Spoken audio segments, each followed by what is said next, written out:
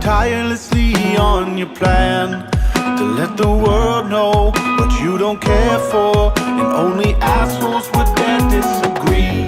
One day you gave my content a click, decided you hated me, jumped on my dick, and now you ride me like a roller coaster.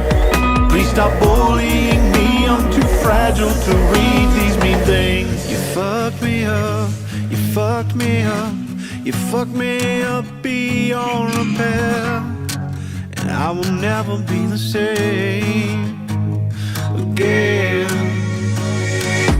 You fucked me up, you fucked me up, you fucked me up beyond repair, and I will never be the same again. Yeah.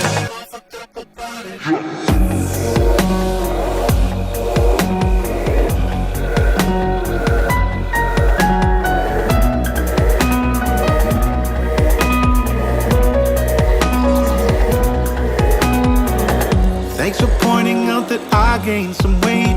I hate to disappoint you, but I already lie awake at night and wonder why I suck in life. I swear I'm fine, I'm dead inside. Call me shit, but nothing compares to the voice in my head that has always lived there. Get in line, you fool, it's nothing new. I'm just a tool like you that hates me too.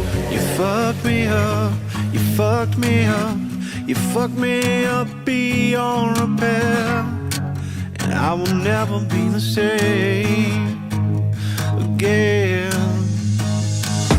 You fucked me up, you fucked me up, you fucked me up beyond repair, and I will never be the same again. You fucked me up, you fucked me up, you fucked me up beyond repair, and I will never be the same again. You fucked me up, you fucked me up, you fucked me up beyond repair, and I will never be the same again. Yeah. Maybe I'm a little young, but you don't know what I've become. Can't you see it in my face? But even living in disguise, but you can see the killer in my eyes. I've got a look you can't escape.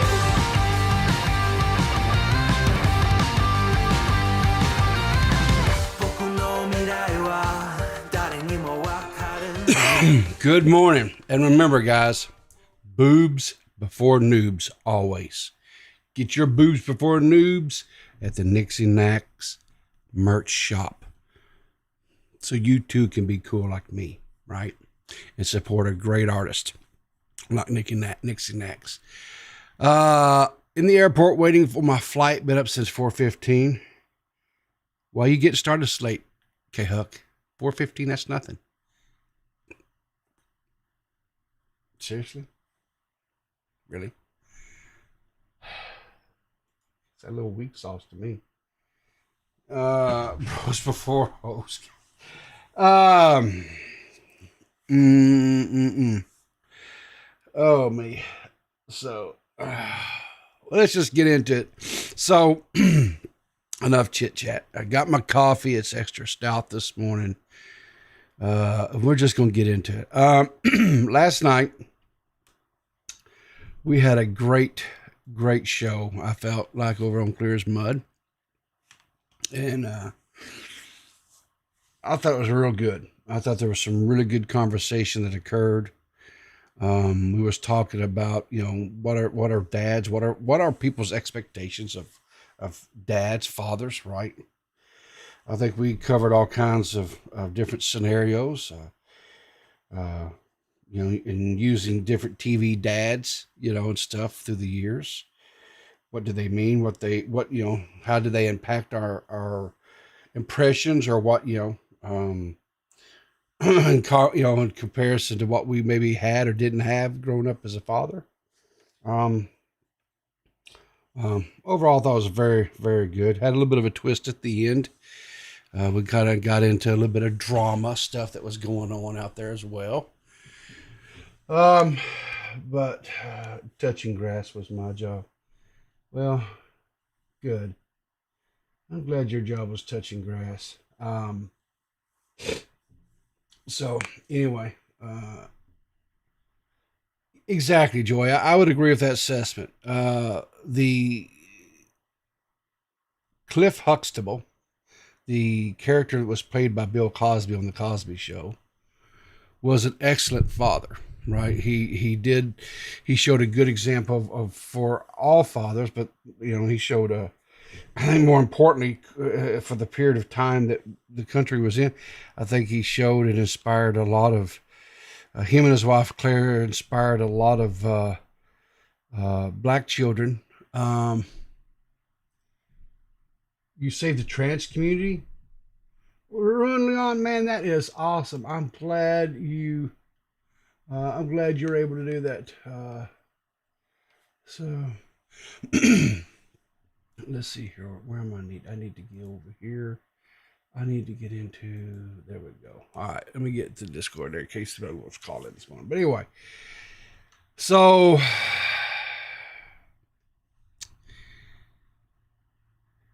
I went out and found my own little cartoon this morning. Purple had a case of me Monday and overslept the day, which is all right. Sometimes we just need to sleep in, get a little extra. You know what I'm saying? And that's quite all right. So, and this is how I feel about decaf coffee. Nothing but a disappointment from the day that I learned it existed. Oh, Lord. This is horrible. Just horrible. All right. So let's get into this Bowblax story. This is your, what do they call this? This is your warning. This is your whatever. This is my whatever. I'm biased. I like Bowblax. I like Josh. He's a he's a weird dude sometimes, but I think his weirdness makes him very unique. And I like to celebrate weirdness. I like to celebrate uniqueness. I think more people should be less intimidated by this and be, willing to engage and and show their weirdness a little bit. I think that's okay. Because if we all were the same and cut from the same, we're all cookie cutter or whatever, that's boring. And I hate boring life. Good morning, Mr. Leon. How are you this morning, sir? I'm tired. Why are you tired, brother? Because I haven't slept. I'm a hero, Riverter. I saved the trans community. How did you save the trans community? I didn't know they needed saving, but okay. Oh, they needed saving. I did it with a tweet. Oh. How did you? Let me go check your. No, I can't because you have me blocked. So I would show the tweet, but you have me blocked. So. Why do I have you blocked, Riverter? What did you do to me? I probably because I was busting your balls about parasocial shit. So. That's the easiest way to do it. But you know what? I came to the conclusion. You're right. There's way too many people on Twitter and YouTube that are way too parasocial. You were right about that. Look, I've unblocked you. You can check my Twitter. I can check your. Oh, I could even send it to you if you really need it. I think I can. Because you won't. You won't know which tweet it is. Okay, yeah, go ahead and send it to me. That'd be fine. So, let's see if I can find. Well, I can't remember what your damn Twitter handle is.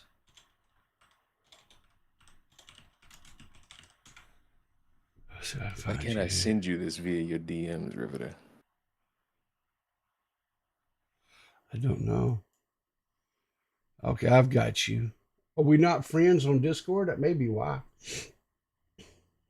Or on you trying to send it to me on here? I tried to send it to your Twitter DMs. There you go. I think I'm following you now, so I think we can. Isn't that great? Yeah. Well, you know, if you wouldn't make things so difficult, sir. I don't know what you're talking about. I know you don't, buddy. I know you don't. Well, I'm Look sorry. at that tweet. Okay, let's see here. That tweet single-handedly saved everybody. Okay, let's see here. Let's pull this up here for the people.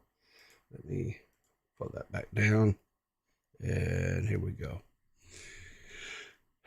These people in Niggas. Okay, well, you said, okay, in the span of 3 days have made more people hate transgenders than Matt Walsh. Let's see who that's Keffels. Okay. Tipster. Jalen. Now, I don't know, but I'm a hero. No. I'm a hero. This tweet banded everybody together. Did it? Well, yeah. 183,000 views. Look at that. We all banded together and go. agree. I don't know. I'm sorry. I can't remember this last person. I know he was. I don't know. Anyway, I know they were on Tommy's show yesterday, and I don't agree. I didn't agree with a lot of their ideologies and stuff. But what I did find refreshing was the fact that he and Tommy sat down, or I'll say they and Tommy sat down and was able to have a conversation. They didn't agree, but it was respectful, and it didn't break down into like yelling and shouting and screaming. And this person was able to actually laugh at themselves in a few things. And so I don't know. I think that was refreshing, because I think way too much people are just yelling at each other right across a subject, and neither side wants to listen. You know, neither side. I don't think positions were changed after the conversation, but I thought it was important, because people learned that you can have a conversation and not have to agree with the person, right? But you still can respect each other. So I thought that was important.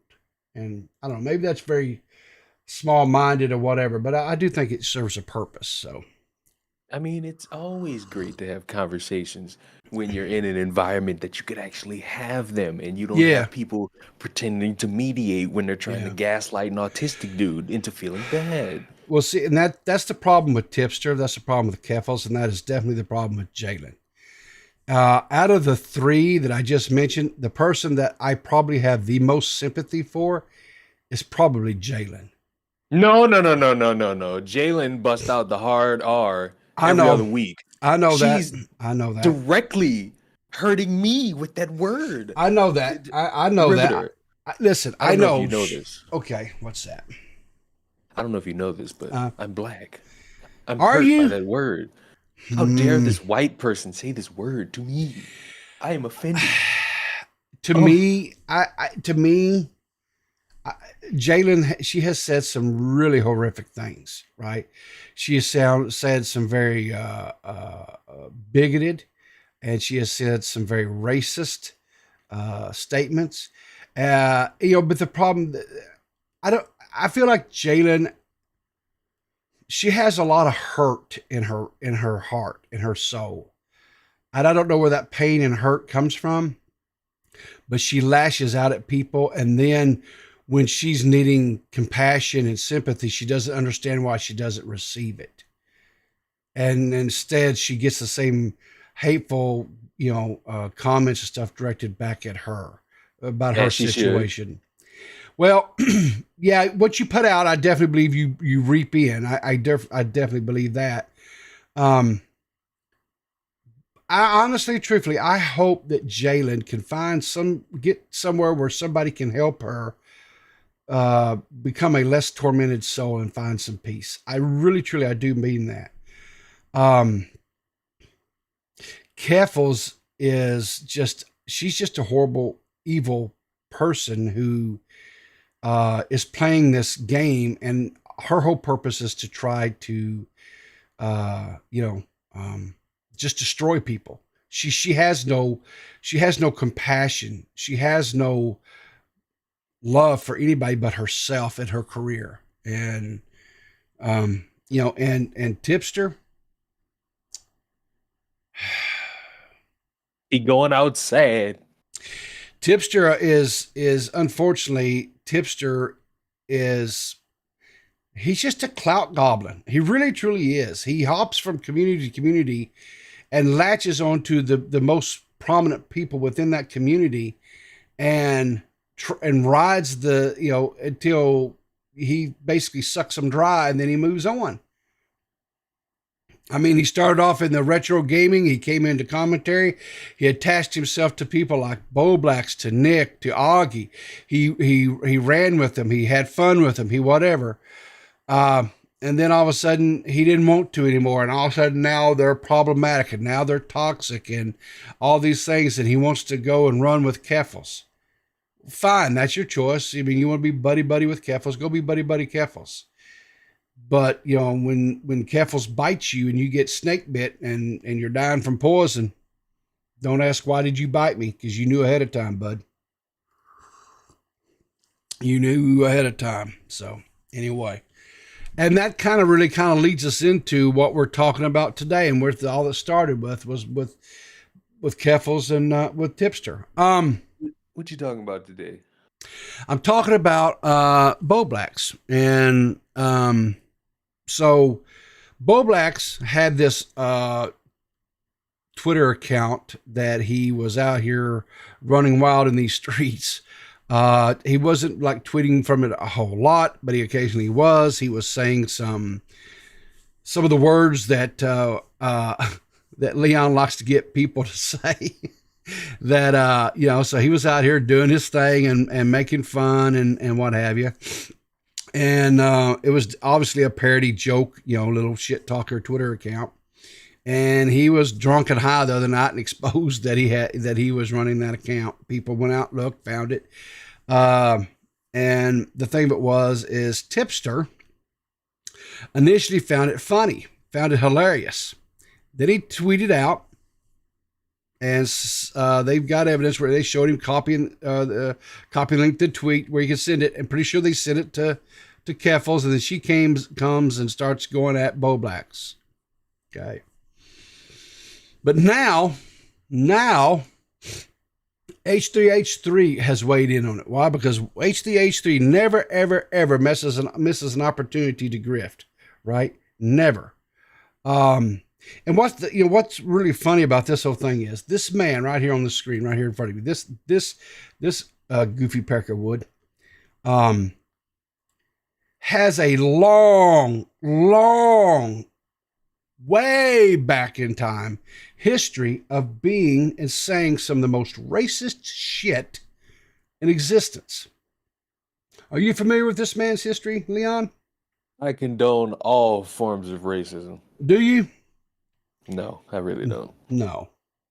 But I'm aware of old Ethan, yeah, his blackface, and how he used to love saying my word. Yes.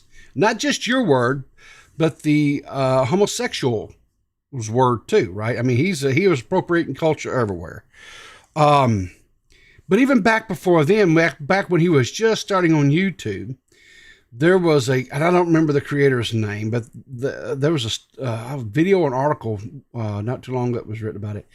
He really went after this guy, and it was a black guy who was making content back in the day on YouTube. He alluded to the guy being like a pedophile, and how he was using the N-word in reference to him about him wanting to go after this little white girl. And I mean, it was really vitriolic.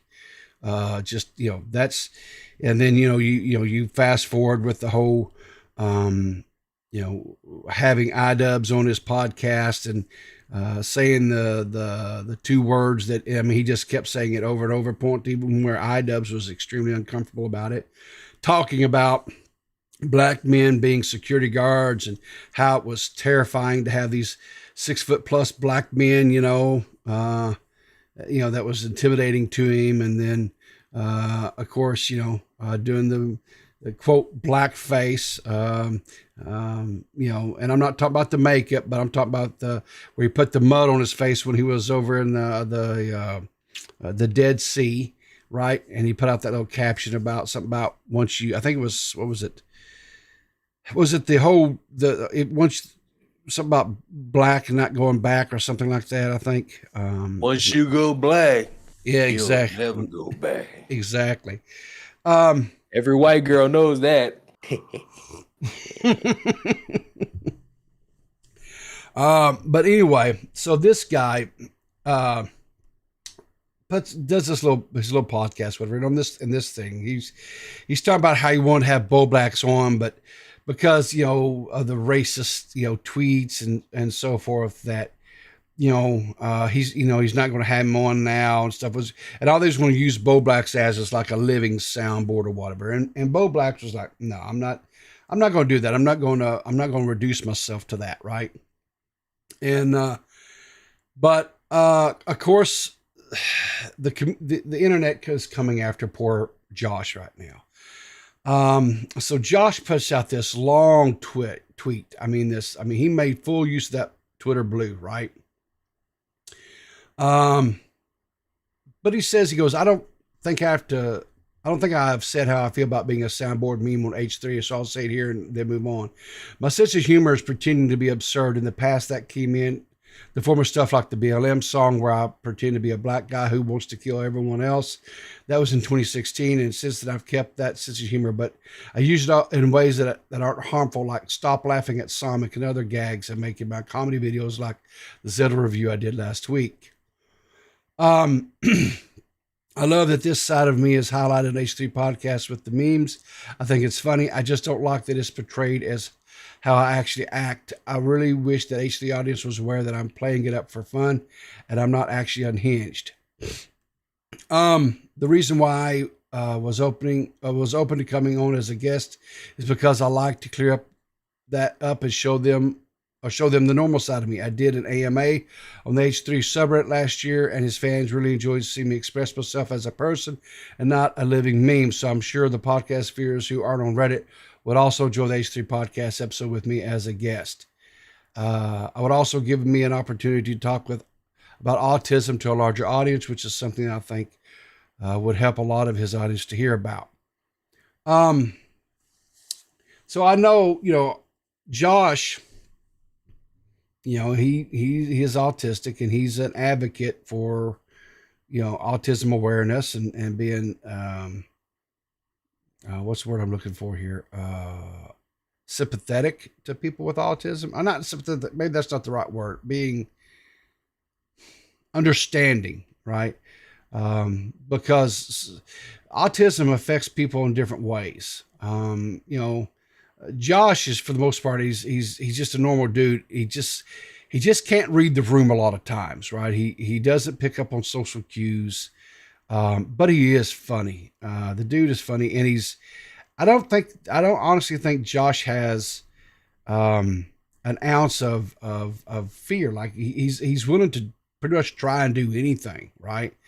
And he'll tell stories, right? He comes on and tells stories that I don't think I would tell because I'd be too embarrassed about it, but not Josh. I mean, Josh is always about entertaining and making people laugh. I mean, did you ever hear his story, Leon, about how he got on Bumble and invited he met this girl and they came over, started watching Sonic 2? No, I haven't. All right. So Josh was feeling a little bit amorous one evening, and so he pulled up the old Bumble, and there was someone that matched up to him. They're relatively close by. He has her comes over.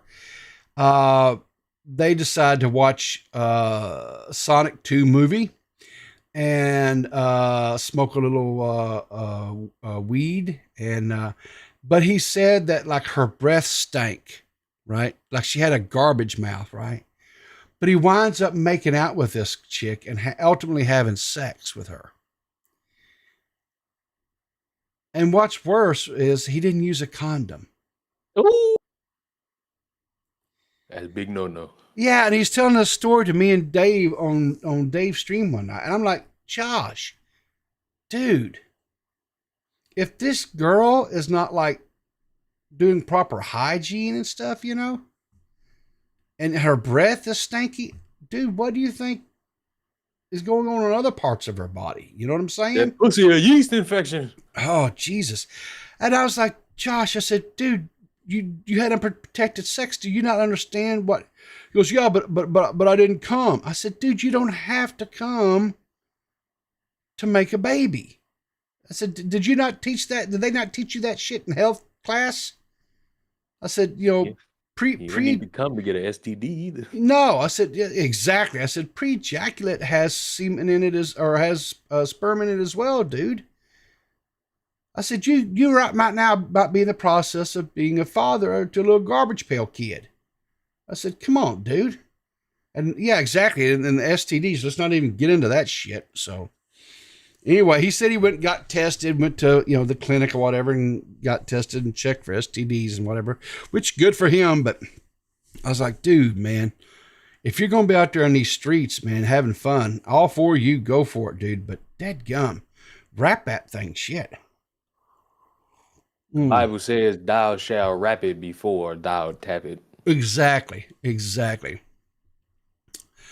But anyway, he goes on where, you know, talking about how Ethan is, you know, going after him because of this, quote, throbbing horse cock alt account that he had. But, you know, Josh clearly has stated, you know, I was not going to be, he wasn't really going to be a part of the podcast as what they presented, because he wasn't going to go in there as just a, you know, as a joke, as a quote, living meme.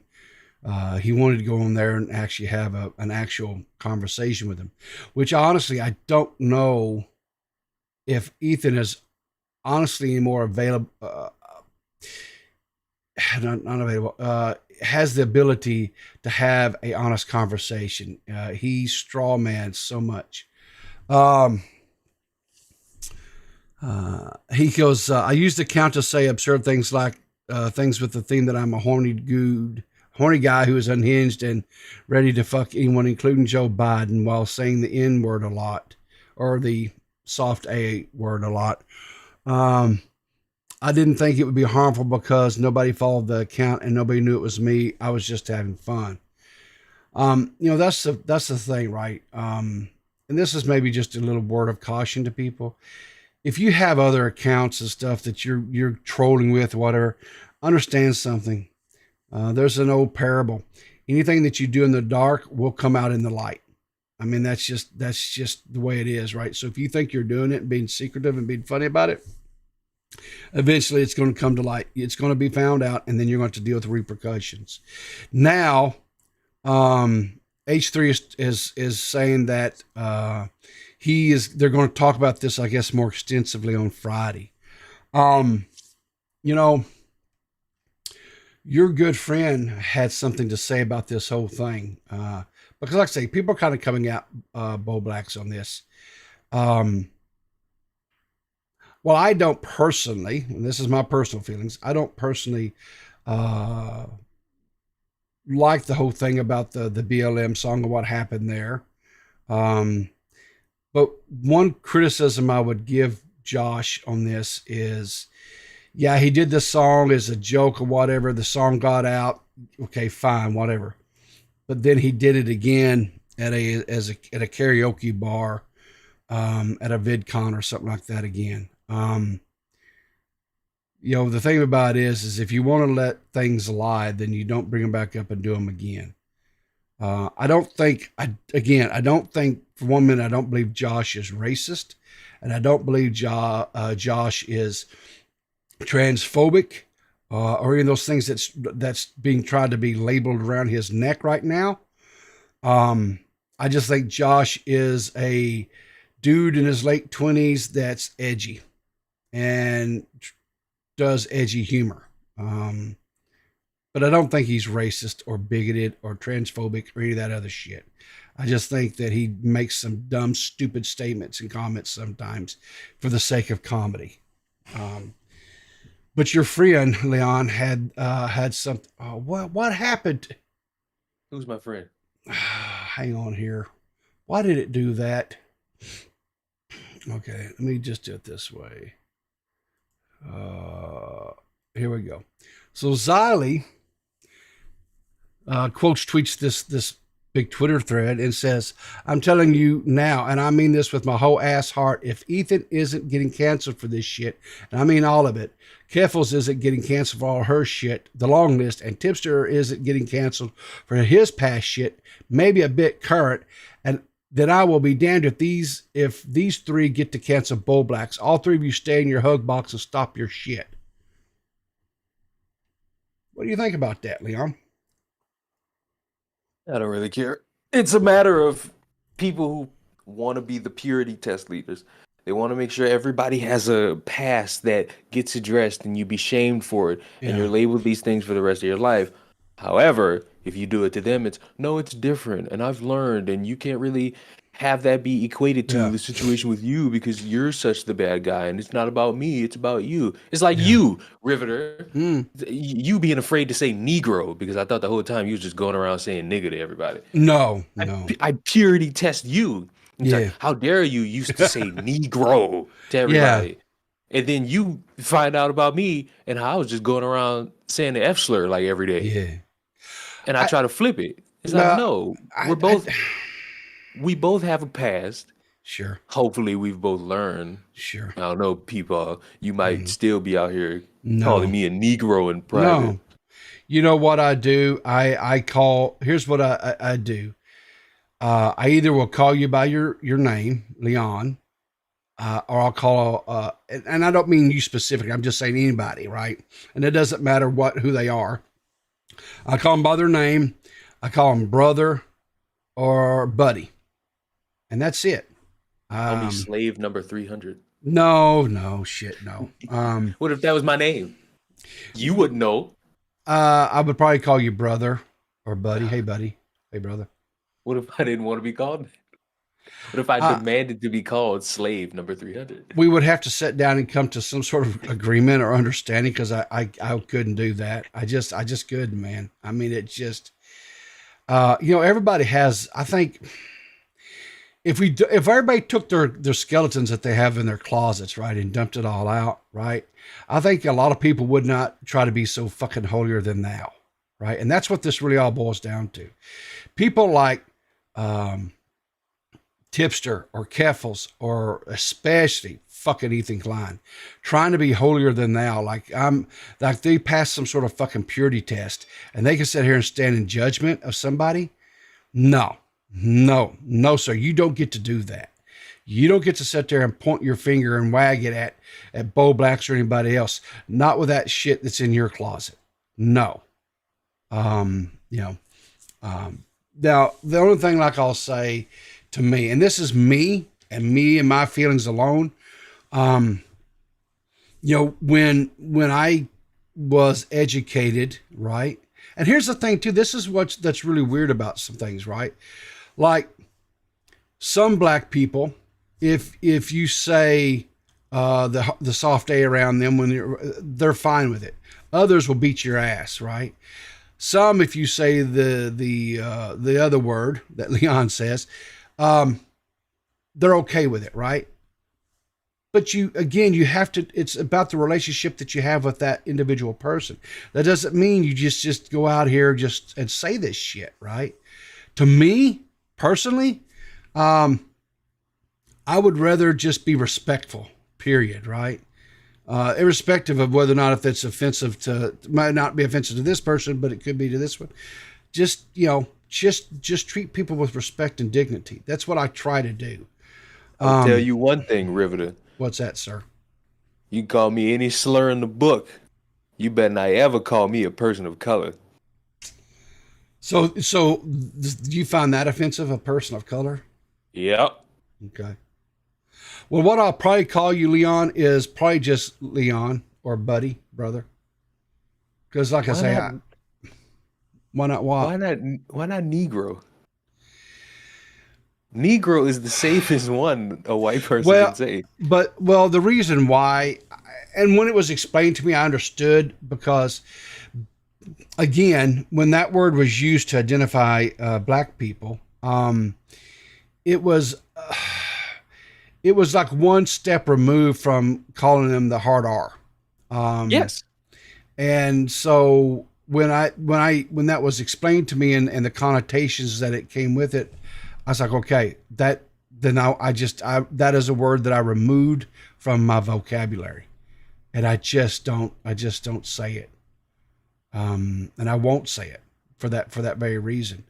Although, it's funny how there's a college fund, right, with the word in it.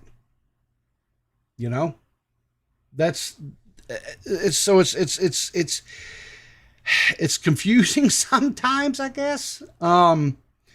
There's also the Negro Leagues. Yes, that was a, I'm not a sports aficionado or anything like that, but yeah, back in the day, they had the baseball teams that, were black Americans that were, because they weren't allowed to play with the white baseball players, and they were called the league, and that's what they did. No, they were called the Negro League. Well, I'm not saying it, Leon, so, They were not called the league. But luckily, we had some forward-thinking people that unified us and unified that to where it didn't matter, So, and I think, and we're better off for that. So, anyway, but I just, these three guys that are sitting there trying to cancel Bowblax is just,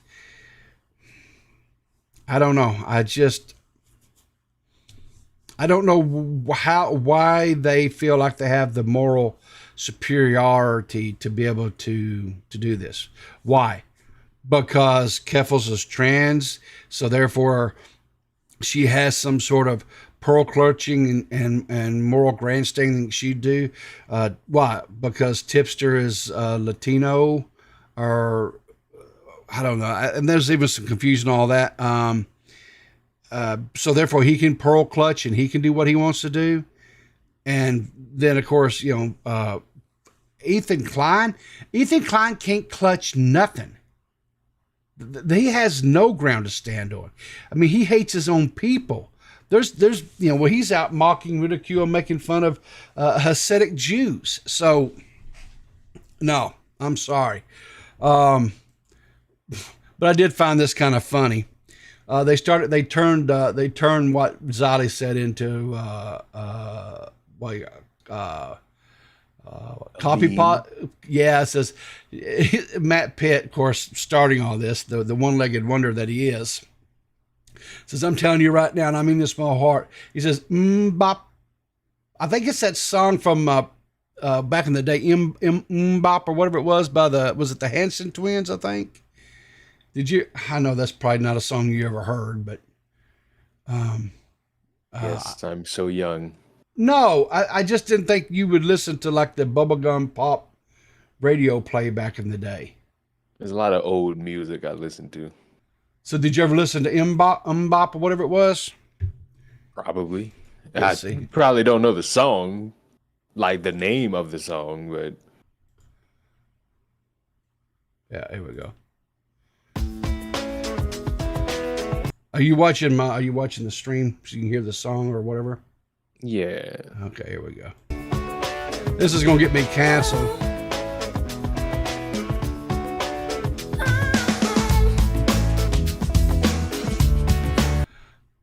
There you go. That and they I'll see here if I probably right in here. Yeah, you never heard it before.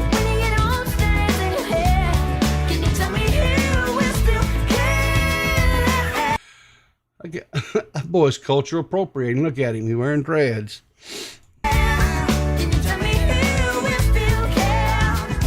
Come on. There we go. Yeah, I ain't never heard it before. You never heard that one before? I didn't figure you'd had. I figured you probably hadn't. Yeah, Victor Burns. The song had lyrics. It sure did. DMCA coming in. That's all right. I'll just cut that out in post. That's the problem. No big deal. But anyway, yeah. And then of course, like I said, they just made this into a whole meme where they just started doing this or whatever to poor old Xylee. But I do agree with her sentiment here that those three just need to go off and do their hug box bullshit and leave Josh alone. And I think pretty much pretty much this. I feel like this part of the internet will come to and protect Josh and anyway. So I'm just saying, imagine spending all this time trying to gaslight an autistic dude. Yeah, that his favorite pastime is taking a jar of or one of those things of mayo and squirting his hand and eating the mayo out of his hand. That's what he does for a pastime. And on that note, I'm out of here, Riverter. I'm Leon, going to the store. Thanks for calling in, buddy. You have a great day, and I hope you get some rest and get some sleep, buddy. Okay. You want? I'm gonna leave on this note. You want to hear some fucked up shit? Sure. I cut my hand, and I didn't think it was that bad because I didn't see any blood. Yeah. And then I went to sleep. I woke up. Yeah.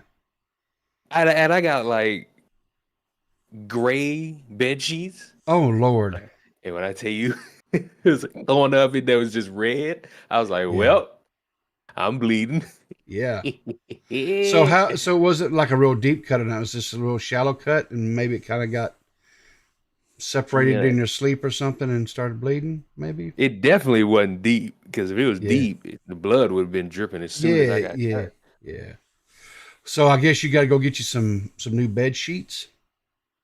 No, we're just gonna hit the washing machine. Okay. Well, sometimes blood is hard to get out of clothing and stuff and fabric. So. Yeah, we'll see. I probably will have to get some at some point. I'm gonna ask you a question, Leon, because are you I'm racist? No. Are you a cotton sheet type of person, or are you a satin sheet in your bed? Cotton. Let the racist jokes fly. No, I thought you'd be, because you're kind of suave, debonair. I figured you're more of like a silk sheet, you know. Yeah, sometimes, but mainly cotton. Cotton. Yeah, I'm kind of like you. I like the soft. I actually they're it's like a terry cloth. I like it. It's real comfortable. I will say this though. Yeah. Queen size bed. Oh yes. Amen. Yes. I'll give a damn how tall or small you are. Get a queen size bed. Joker, you will never regret it. Joker, you're out of line on that one, bud. You're just out of line on that one. So. Yeah, I picked it myself, and I didn't even get whipped for it. All right, there you go. All right, have a great day. Suck your own butthole. You're doing great. So what we get here? JFA tip $5 says, Leon, wet the bed. Let's go. No, he didn't wet the bed. Oh Lord, coffins are underrated. Oh, Max is in the chat. My buddy Max. Listen, guys. Hello. Oh, damn, he's alive. Hello. Dude, that's the best I've heard you sound in like a month, it seems like. What? Are you still deaf? A little bit, but it's okay. I can hear things relatively well. I've got one ear working now, so I just thought I'd call in just for a second, just to one, test out how my hearing's doing. Yeah. And two, just to make a quick point, which is hi Peepaw, by the way. Hello. It's been a while since we talked. Oh my God. Hello everybody. Everybody's been so nice in chat and everything. You guys just don't understand. Max and I, we talk all the time. We text each other. We whatever. We talk to and we have it because Max has been a sick dude, man. It's been a weird one. It's been a weird Yeah. couple weeks. I had the move, and then Yeah. I got sick, and Yeah. I'm sure I'll talk about it at some point. And Yeah. I've got some funny stories with it, and some not funny stories, and it's a whole thing. Yeah. It's trauma, and I'm sure nobody will use it against me. But no, I called in actually because I'm a little bit interested. I'm trying to like get Caught okay. up? Long story short, I haven't been able to hear for like the Yeah. past like week or two. Yeah. So I'm a little bit like on the out of a lot of this stuff, but I've been hearing things here and there, or Yeah. not hearing literally, but like reading things. Sure. My thing is, this is a message, all right, to everybody. Mm-hmm. This I don't know what else to call it, so forgive me if you don't love this descriptor for it, but this woke crap about what words we can and can't say, or at the very least, this woke crap of people getting thrown into the mud or deplatformed or being seen as bad people because they say certain words. That's on its way out. This is going away. I hope so. And what I would say to everybody, including Daryl Bobby, is ride out the storm. Yeah. This type of thing in a couple years is not going to mean anything anymore. Yeah. Here's the deal. We live in a society. No, we over here on this side of the internet have a particular type of culture. And I think that the problem is that to normal people, it can look bad because we say rough things, but we don't mean it, I said in chat that like there was somebody I can't remember. I think it was like Dimitri Martin or some comedian. He said, I'm just making sounds with my mouth and you are reading my mind. And that is what speaking is, Yeah. When you use words, sure, they mean something, but it's in context of the rest of the conversation that you're talking about and then broader who you are as a person, right? Yeah. So my point is that if somebody doesn't know you, there's no way they can know who or what you are or what you're talking about. And these people who leverage normal people who don't know anything about our culture, they are evil, in my opinion. They're doing stuff that is wrong. It's reprehensible because they're trying to use normal people who have good normal sensibilities, who don't know better, and are looking at somebody like Bowblax and saying this person's evil, and that's not the case. We know that's not true. Yeah. We know that's not what it is. And here's the problem for me, right? Yeah. Keffel's, well, she's Keffel. She's not part of our community. She never has been, never will be. She's a user. Right? She's a user of normal people. Yes. And this is why I don't like her. But then you take someone like Ethan, who origins are of this community. Evil. Absolutely evil. He's the worst of the three. Oh, right? I agree. Yeah. And then you have Tipster. And here's the thing. I'm gonna throw a bone here to Tipster. I think he is hapless. I don't think he knows what he's doing. He does know what he's doing, Max. I think, because here's the thing. This is okay. Tipster was a retro gamer, right? All he did was retro games and stuff. And then all of a sudden he decided he wanted to become part of commentary because retro gaming, I guess, was not feeding his whatever, right, anymore. So he became part of commentary and he latched on to Bowblax, to Augie, to Nick, right? Just to name a few, Tommy C. And he came in here and he made buddies with them and whatever. And all of a sudden now, he doesn't want to be a part of them anymore because they're, quote, toxic. So yeah, I get it. I mean, he's basically pulled an Illuminati, right? Exactly. He goes from community to community grifting. He comes in, gets, and then he moves on. Here's my thing: is that like I think your hierarchy there of who is the worst of this is accurate. I think Ethan Klein at the top, Keffel's down below, and then Tipster, in the dregs of it. My thing is that like I think I part of me honestly kind of hopes that this reaches Tipster.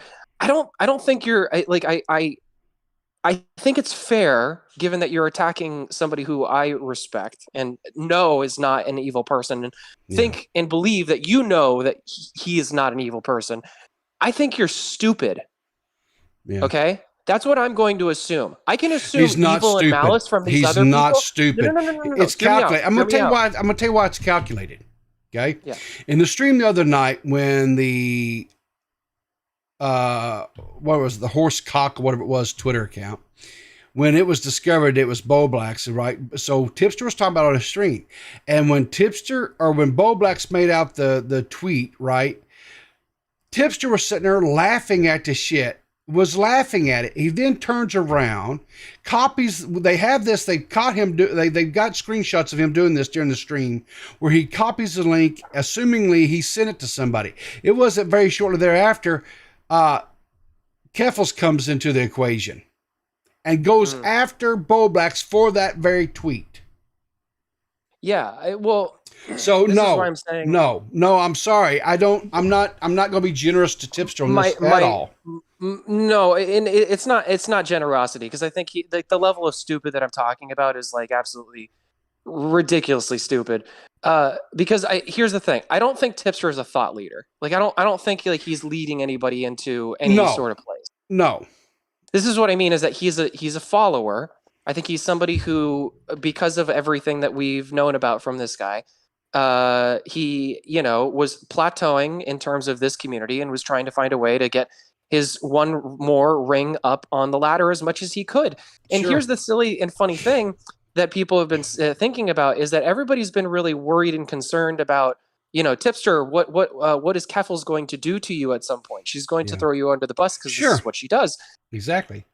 Well, part of my whole thing about him being stupid right now, for this in particular, is that I believe that Tipster thinks that he's using Keffels.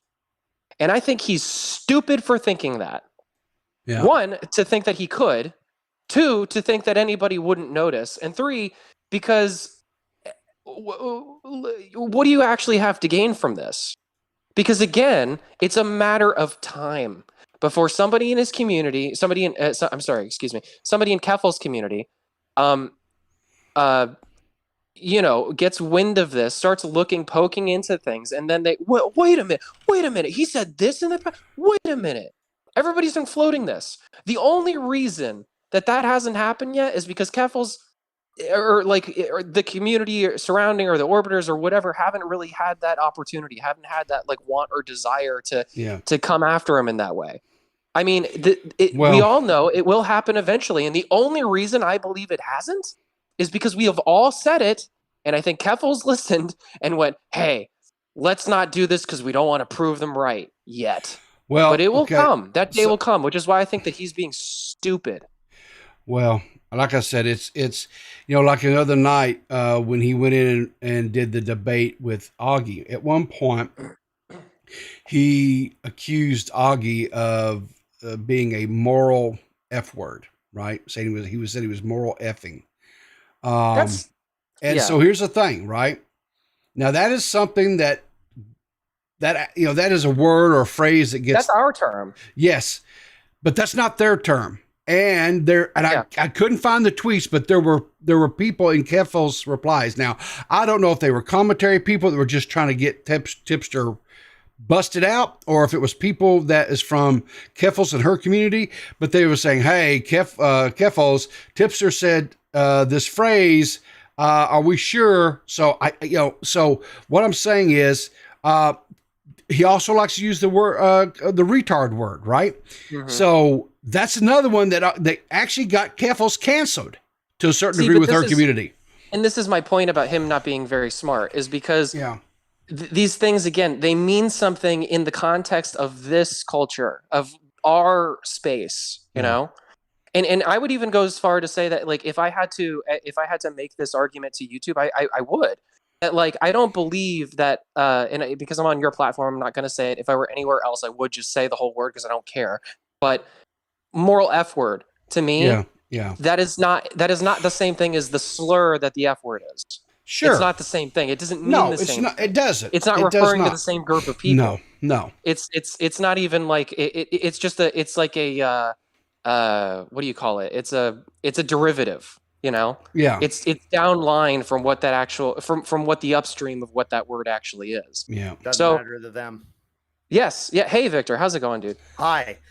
3 things real quick. I don't mean to interrupt. One, people, you and I are going to have to fight because for 20 years I've tried to get that Hanson song out of my head. And once I finally got it out of my head, thank you so much for that. You're welcome. Number 2, I'm actually surprised Tipster got away with that shit for saying that. Yeah. Number 3, fuck, I forgot what my third point was. Anyways, hi guys. How you doing? My third point is, okay, I remember because I said this on Twitter. Yeah. I find it interesting to me that all of the people that always want to sit here and preach to you about morality are the same amount of people who have so many freaking skeletons in their closet. It might as well look like the battle scene at the end of goddamn Army of Darkness. Exactly. Right. Exactly. Like, let's go through the list. Number 1, we've got Ethan Klein, the guy who literally said, I love saying the word gay. N-word F slur. N-word gay slur. That's there what you I'm go. trying to say. Yeah. What about what he said to over again. Hold on. Over and over again because he thought it was funny and edgy. And now you want to be a fucking moral compass for whatever community. Yeah. Fuck you, Ethan. Number two, Keffels, the woman who has said retard constantly. Yep. Okay, fine, whatever. Who gives a shit? This is someone who literally got caught putting her name, and this is just my opinion. I don't know how anybody else feels about this. I'm not going to get into the argument about kids and transgenderism. Yep. Sure. Yeah. But this is someone who got caught working with people who were making bathtub, or maybe not working, but at least putting her name to people who were making bathtub HRT, which is fucking dangerous as shit. You can say whatever the fuck you want to say about kids and transgenderism. It should be a felony. If you're gonna do it, if you're gonna go down that road, have them with a fucking pharmacy and people who have a license who do it right. Tipster, I like Tipster. I used to respect Tipster, but this motherfucker is a clout leech. And you don't get to fucking sit there and tell Bowblax or anybody fucking else about what they need to say or not say or do or not do when your ass has just as many skeletons in the closet as everybody else fucking has. Yeah. Fuck Tipster, fuck Keffels, fuck Ethan Klein. That's all I wanted to say. All right. No, I agree. That's a yikes for me, dog. My motherfucking ass. Period. Yeah.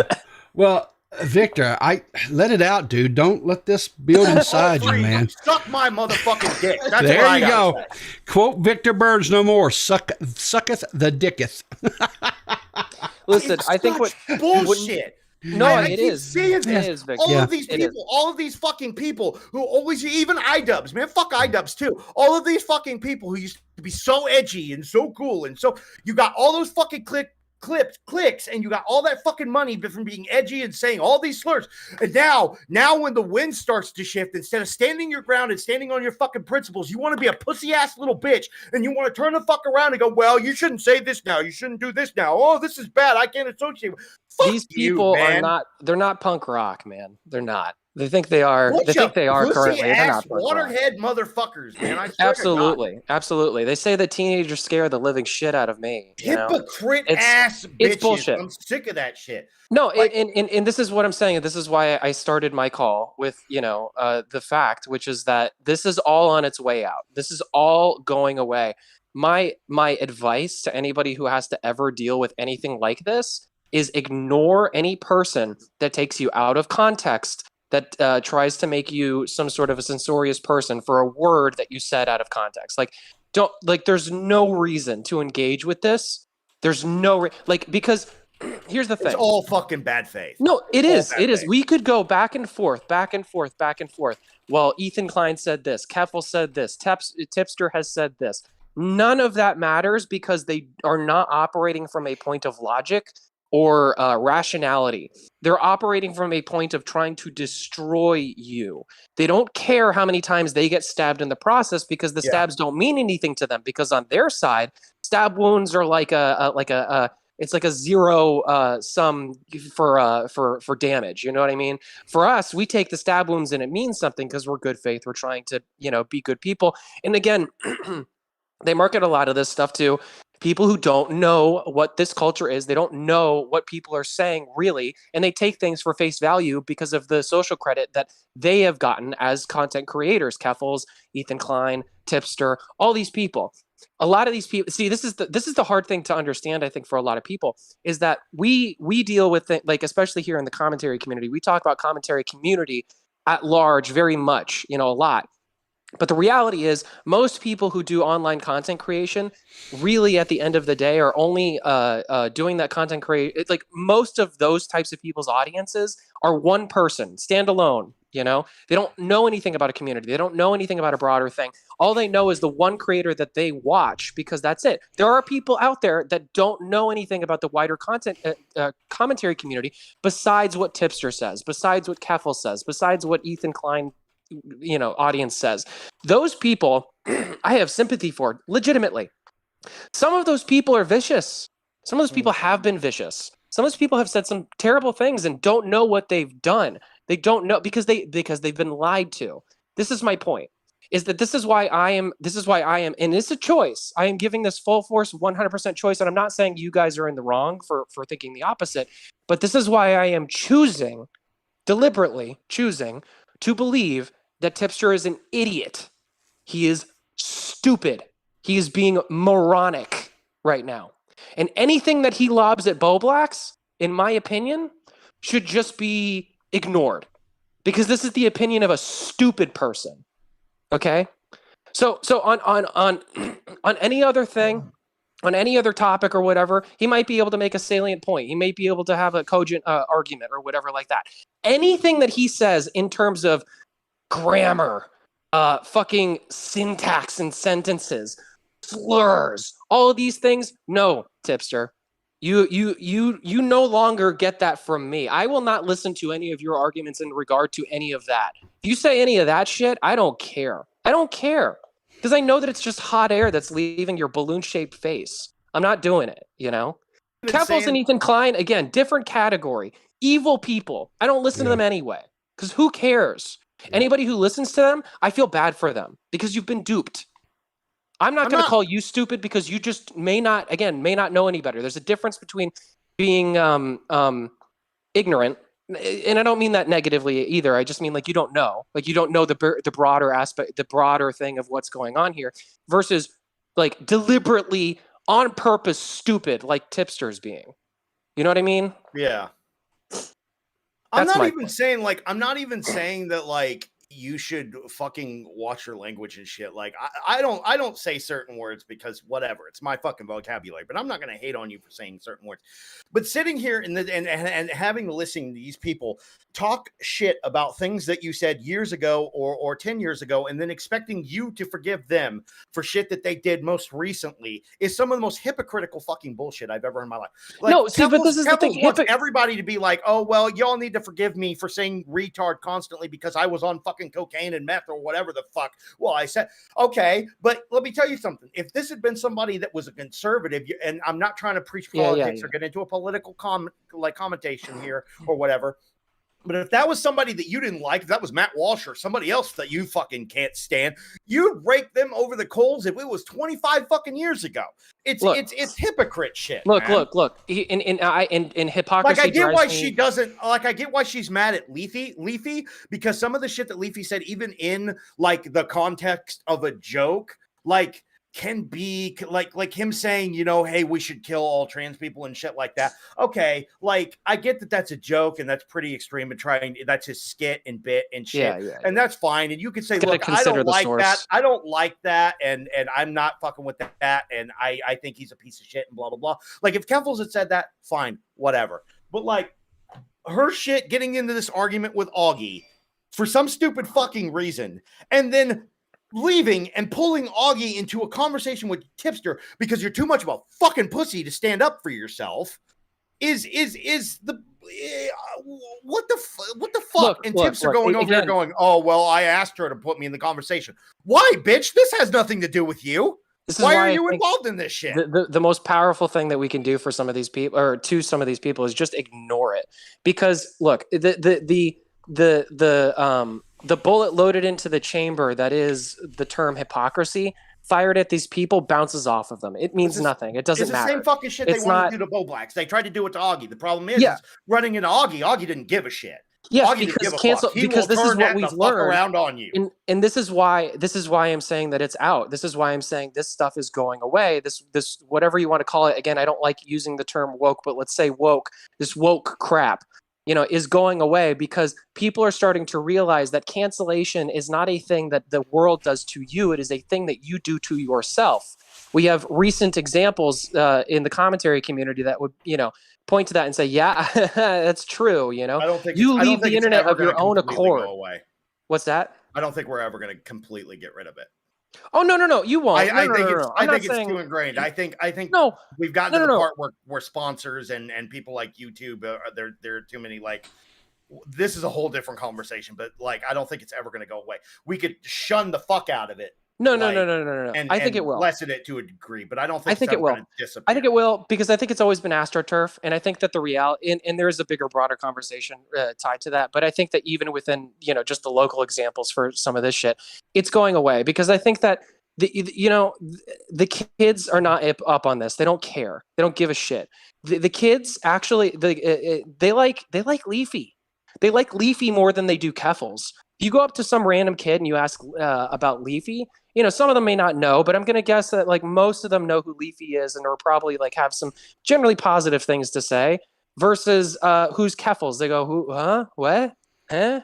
Yeah. So what I mean is that there are plenty of people who follow in the same path of Keffals that are also just as popular as people like. Yeah, but they're gonna go away, is what I'm saying. It's not exactly. Or they're gonna change the fact that because you're doing it. It's like how you apply it in videos and your content. Like if you could disguise it, that power. So what I'm saying is that the power that okay. They're like robot creatures roaming around, right? We're loading in like round after round into our guns and firing them off in their face, and we're surprised that the bullets are bouncing off. It's now been 4 years of this where we load the chamber with the term hypocrisy and we fire it at them, and then it fucking bounces off them, and we're still sitting here going, "Why isn't this working?" Yeah, well, that's what I mean. It's like, why isn't this working? Like, what? Okay, now we know it doesn't work. We've known it doesn't work for a long time. There's got to be other things to do. We can't just sit here and keep on calling them hypocrites. We've been dealing with this shit since like the 2010s, man. Oh yeah, no. It's been that's my point is that it's been a very long time, and it's been absurd. It's been ridiculous because normally for any person who's acting under rational thought and is not being censorious and stupid, you say you're being a hypocrite, and that should cause the person to do some self-reflection and say, well, what do you mean by that? How am I being a hypocrite? And then they would try to act to be able to fix that. And this is why this type of shit where they talk about words that we use or whatever is so effective on us because we're thoughtful people. And we might actually sit here and go, oh shit, maybe did I fuck up? I don't know. Maybe I shouldn't have said that or maybe whatever, but now people are starting to realize, no. Double down, triple down, quadruple down because the culture, the history, whatever you want to call it, the future will look favorably on this. I can guarantee you. It's this stuff is going away. These people, this is their death throes, and this is why I extend a hand out. If there's anybody who is a fan of that type of content creation, a fan of that type of dare I say ideology, where you just think that because somebody said X thing, now they are a bad person. Whoever you are, I am telling you, that is not the case, okay? Respectfully, you are mistaken, okay? And I would ask you to please just try a couple more people. Try a couple more times to try to listen to what people are saying. Listen to the signal and not the noise on the radio. You know what I mean? All the static, that's all the slurs that you hear, whatever it is that you think you're hearing. Listen to the signal. That's the most important thing. And again, it will go away. I think it will stop soon. Yeah. Did somebody say slurs? Oh my God, who is that? Oh my God, JFA. Hey, JFA. What's up? D-Max, how's the house? Everything good? Oh yeah, no, house is good. It's taken a minute longer than I wanted to kind of get most of the things in the right place because I've been horribly sick, but I'm starting to feel better and the house is starting to get put together. So I'm doing well, man. Thanks for asking. Appreciate it. Well, I'm glad to hear it. I miss you over there at now recording recording. God, you're such a troll. You can't say you missed me. What the hell? Like, you can't, like, what are you going to tell me that my audio's bad now too? Stop trolling me. Sorry, D-Max. It's not in my nature. It's not in my nature to express such emotions. Oh, go ahead, people. You know what, Max? JFA has the distinction of being the very first person I have ever timed out on this channel, and he got it yesterday. Really? I've never timed anybody out. I always let people just do their surprising because thing. you have Seth on all the time. Damn, yeah, bro, that takes a special kind of fucking up. JFA just, I was like, all right, I've had enough today. Bye. See, this is what I mean. Is this woke crap that Peepaw's pulling? It's gonna stop at some point. All right. Are we still talking about Tipster? If you want to talk about Tipster, you can talk about Tipster. Unfortunately, yeah. So I want to get this. I've been a fan of Tipster since he and Tommy had it out for Blood. Yeah. A couple of years ago. So and I vibe with the guy. He's about my age. We played the same games growing up, so we have a fondness for the same nostalgic things.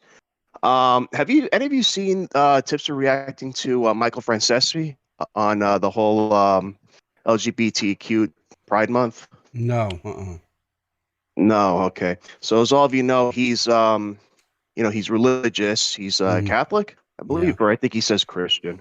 Yeah. Yeah. It's kind of hard to see him put aside his religion. Tipster's Christian.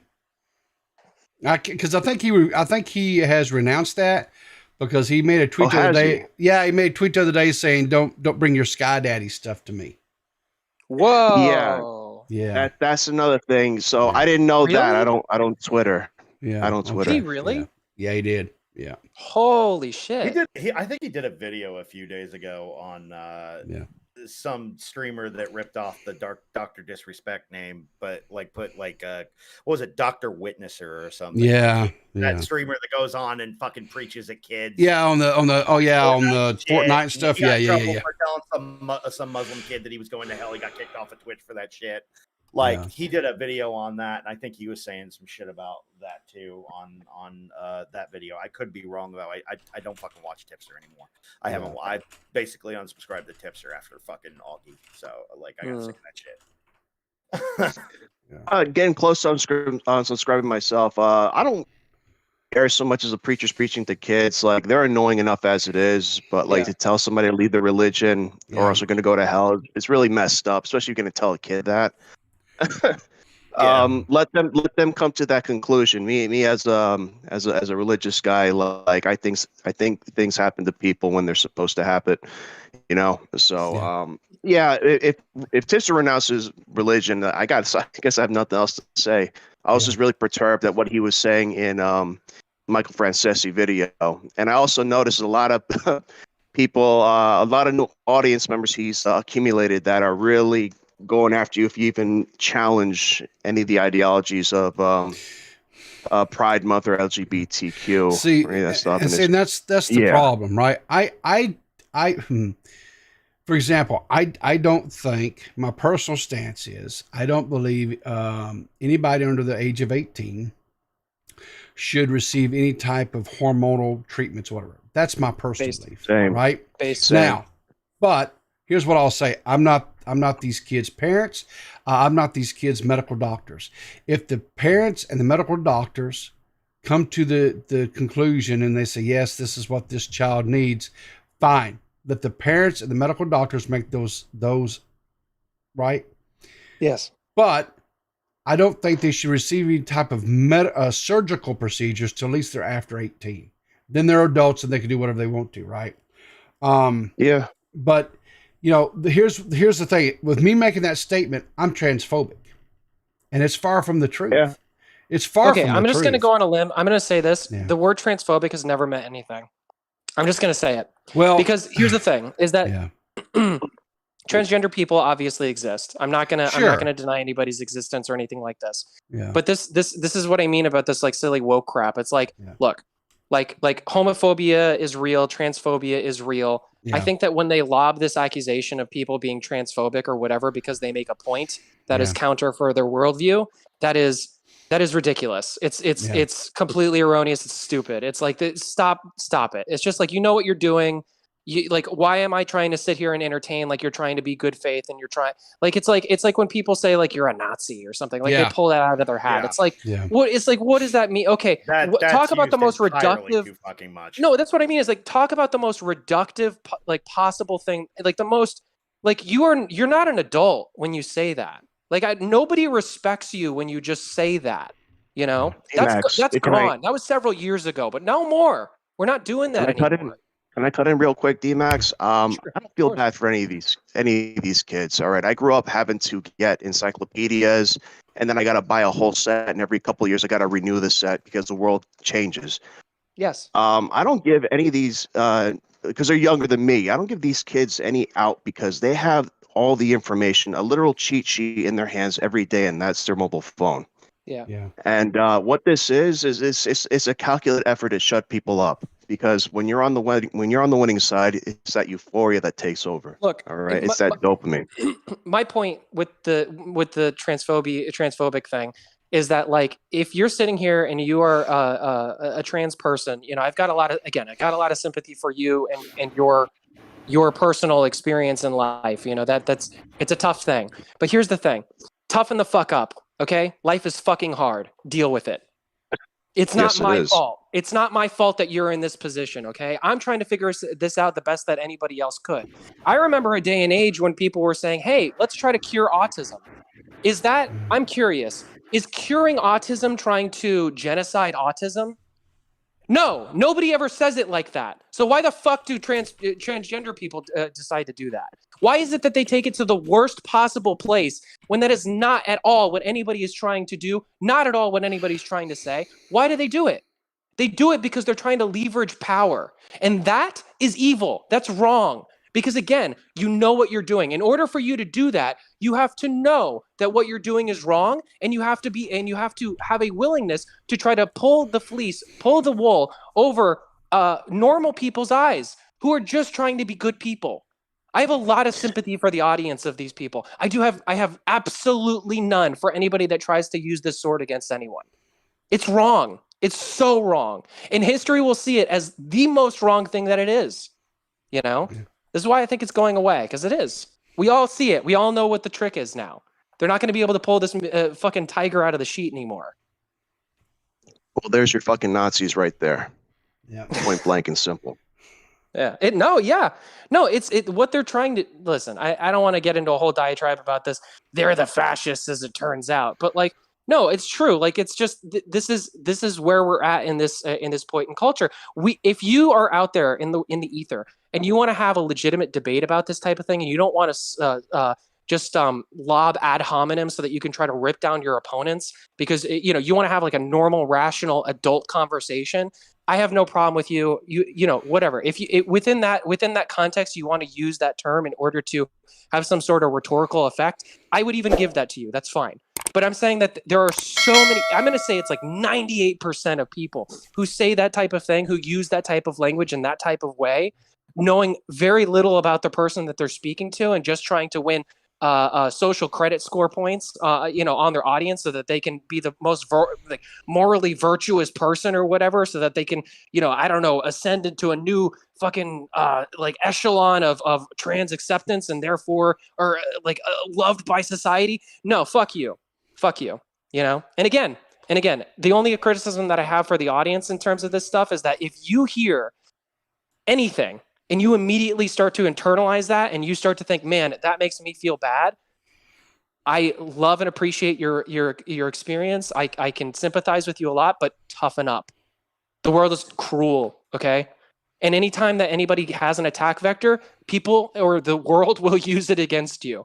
If you either learn it here online when the stakes are very low, or you learn this out in real life, and then something horrible happens to you. I actually want to lower. This is the thing, I think. This is maybe the difference between my version of LGTB and Keffel's version of LGTB.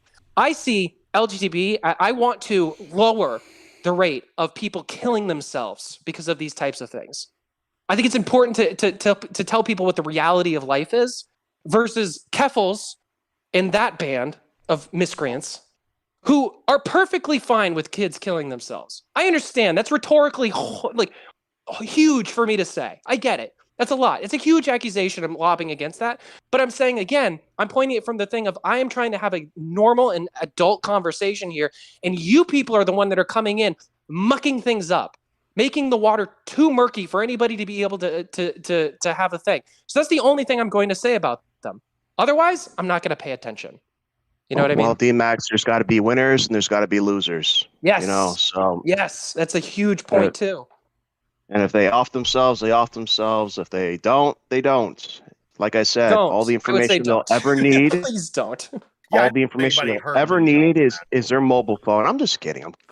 I know you are. I know you are. I'm just saying. Like, I wouldn't say like I've not seen too much of Keffels. I wouldn't say Keffels is like wants people to hurt themselves. No, but I would say Keffels doesn't have a problem using a person's unaliving to her own fucking benefit, as we saw when she went to war with fucking no. Well, let me clarify. Let me clarify, because I didn't make my point as perfectly as I wanted to. Let me explain. What I mean is that, like, Keffels is coming from this band of people, this tribe of people who believe that society needs to conform in order to be able to save the individual. And what I am saying is that will never happen. And as long as you are selling this fucking bridge to people, they're going to buy it. And what I'm saying is that, like, the only way to be able to counteract this and the only way to be able to cure this affliction for some people is for them to realize that it is not society that needs to bend to them, but it is in fact them who needs to understand and be able to cope with their own lot in life and then go out into society. It's the only way it's ever going to work out. I'm sorry. I wish that we could change the world. We can't. It's not a thing. It's never been able to be a thing for as long as humans have been walking around on fucking two legs. It's not real. You can't do that. You know. This is what I mean. Is that she and again, maybe I don't know. Maybe she's ignorant, or maybe she is doing it on purpose. Maybe they are doing it on purpose. I don't know. But all I'm saying is that I see this truth, which is our camp, whatever this is, wants people to understand that like any sort of happiness is a byproduct. You know, you have to live your life to the best that you can.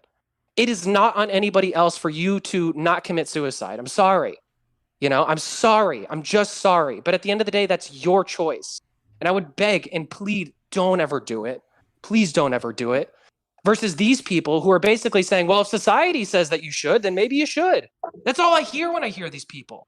You know, it's terrible. I've talked to so many LGBT kids. I've talked to so many LGBT people, adults, you know, varying ages of all sorts. And it's just like, this is the through line that I hear, is that they say, well, if society doesn't see me as whatever X, Y, and Z thing, I don't really even see the point. And I'm sitting here kicking down the door, fucking punk rock, saying, who the fuck cares? Who cares? Who gives a shit what society says? Be yourself. You know? You don't and that doesn't mean you got to dress up anyway. That doesn't mean you got to be any type of thing. Just be yourself. Wear the clothes you want to wear. Somebody calls you a fucking weirdo on the street, you flick them off. You go about your day. You come back to a community that loves you, and then you can get the accolades that you desire. Because that's really what it comes through as. It's happiness comes from the inside out. It doesn't come from the outside in. People need to understand. Everybody wants an easy ride. Everybody wants an easy ride in life. Easy's better. Easy's not better. No, it's not. It makes you soft and adult as you're thinking. Yes. Yes, anyway, it does. I've ranted enough. Now my fucking throat hurts. I apologize, guys. I didn't mean to go off. This kills me. This subject kills me. Before you go, Jalen, D-Max formally challenges you to a debate. Jalen wants to debate me? No, you are going to debate Jalen because she has all these counterpoints, apparently. And I think you're the person to do the job. I mean, have Jalen, at it, sure. D-Max.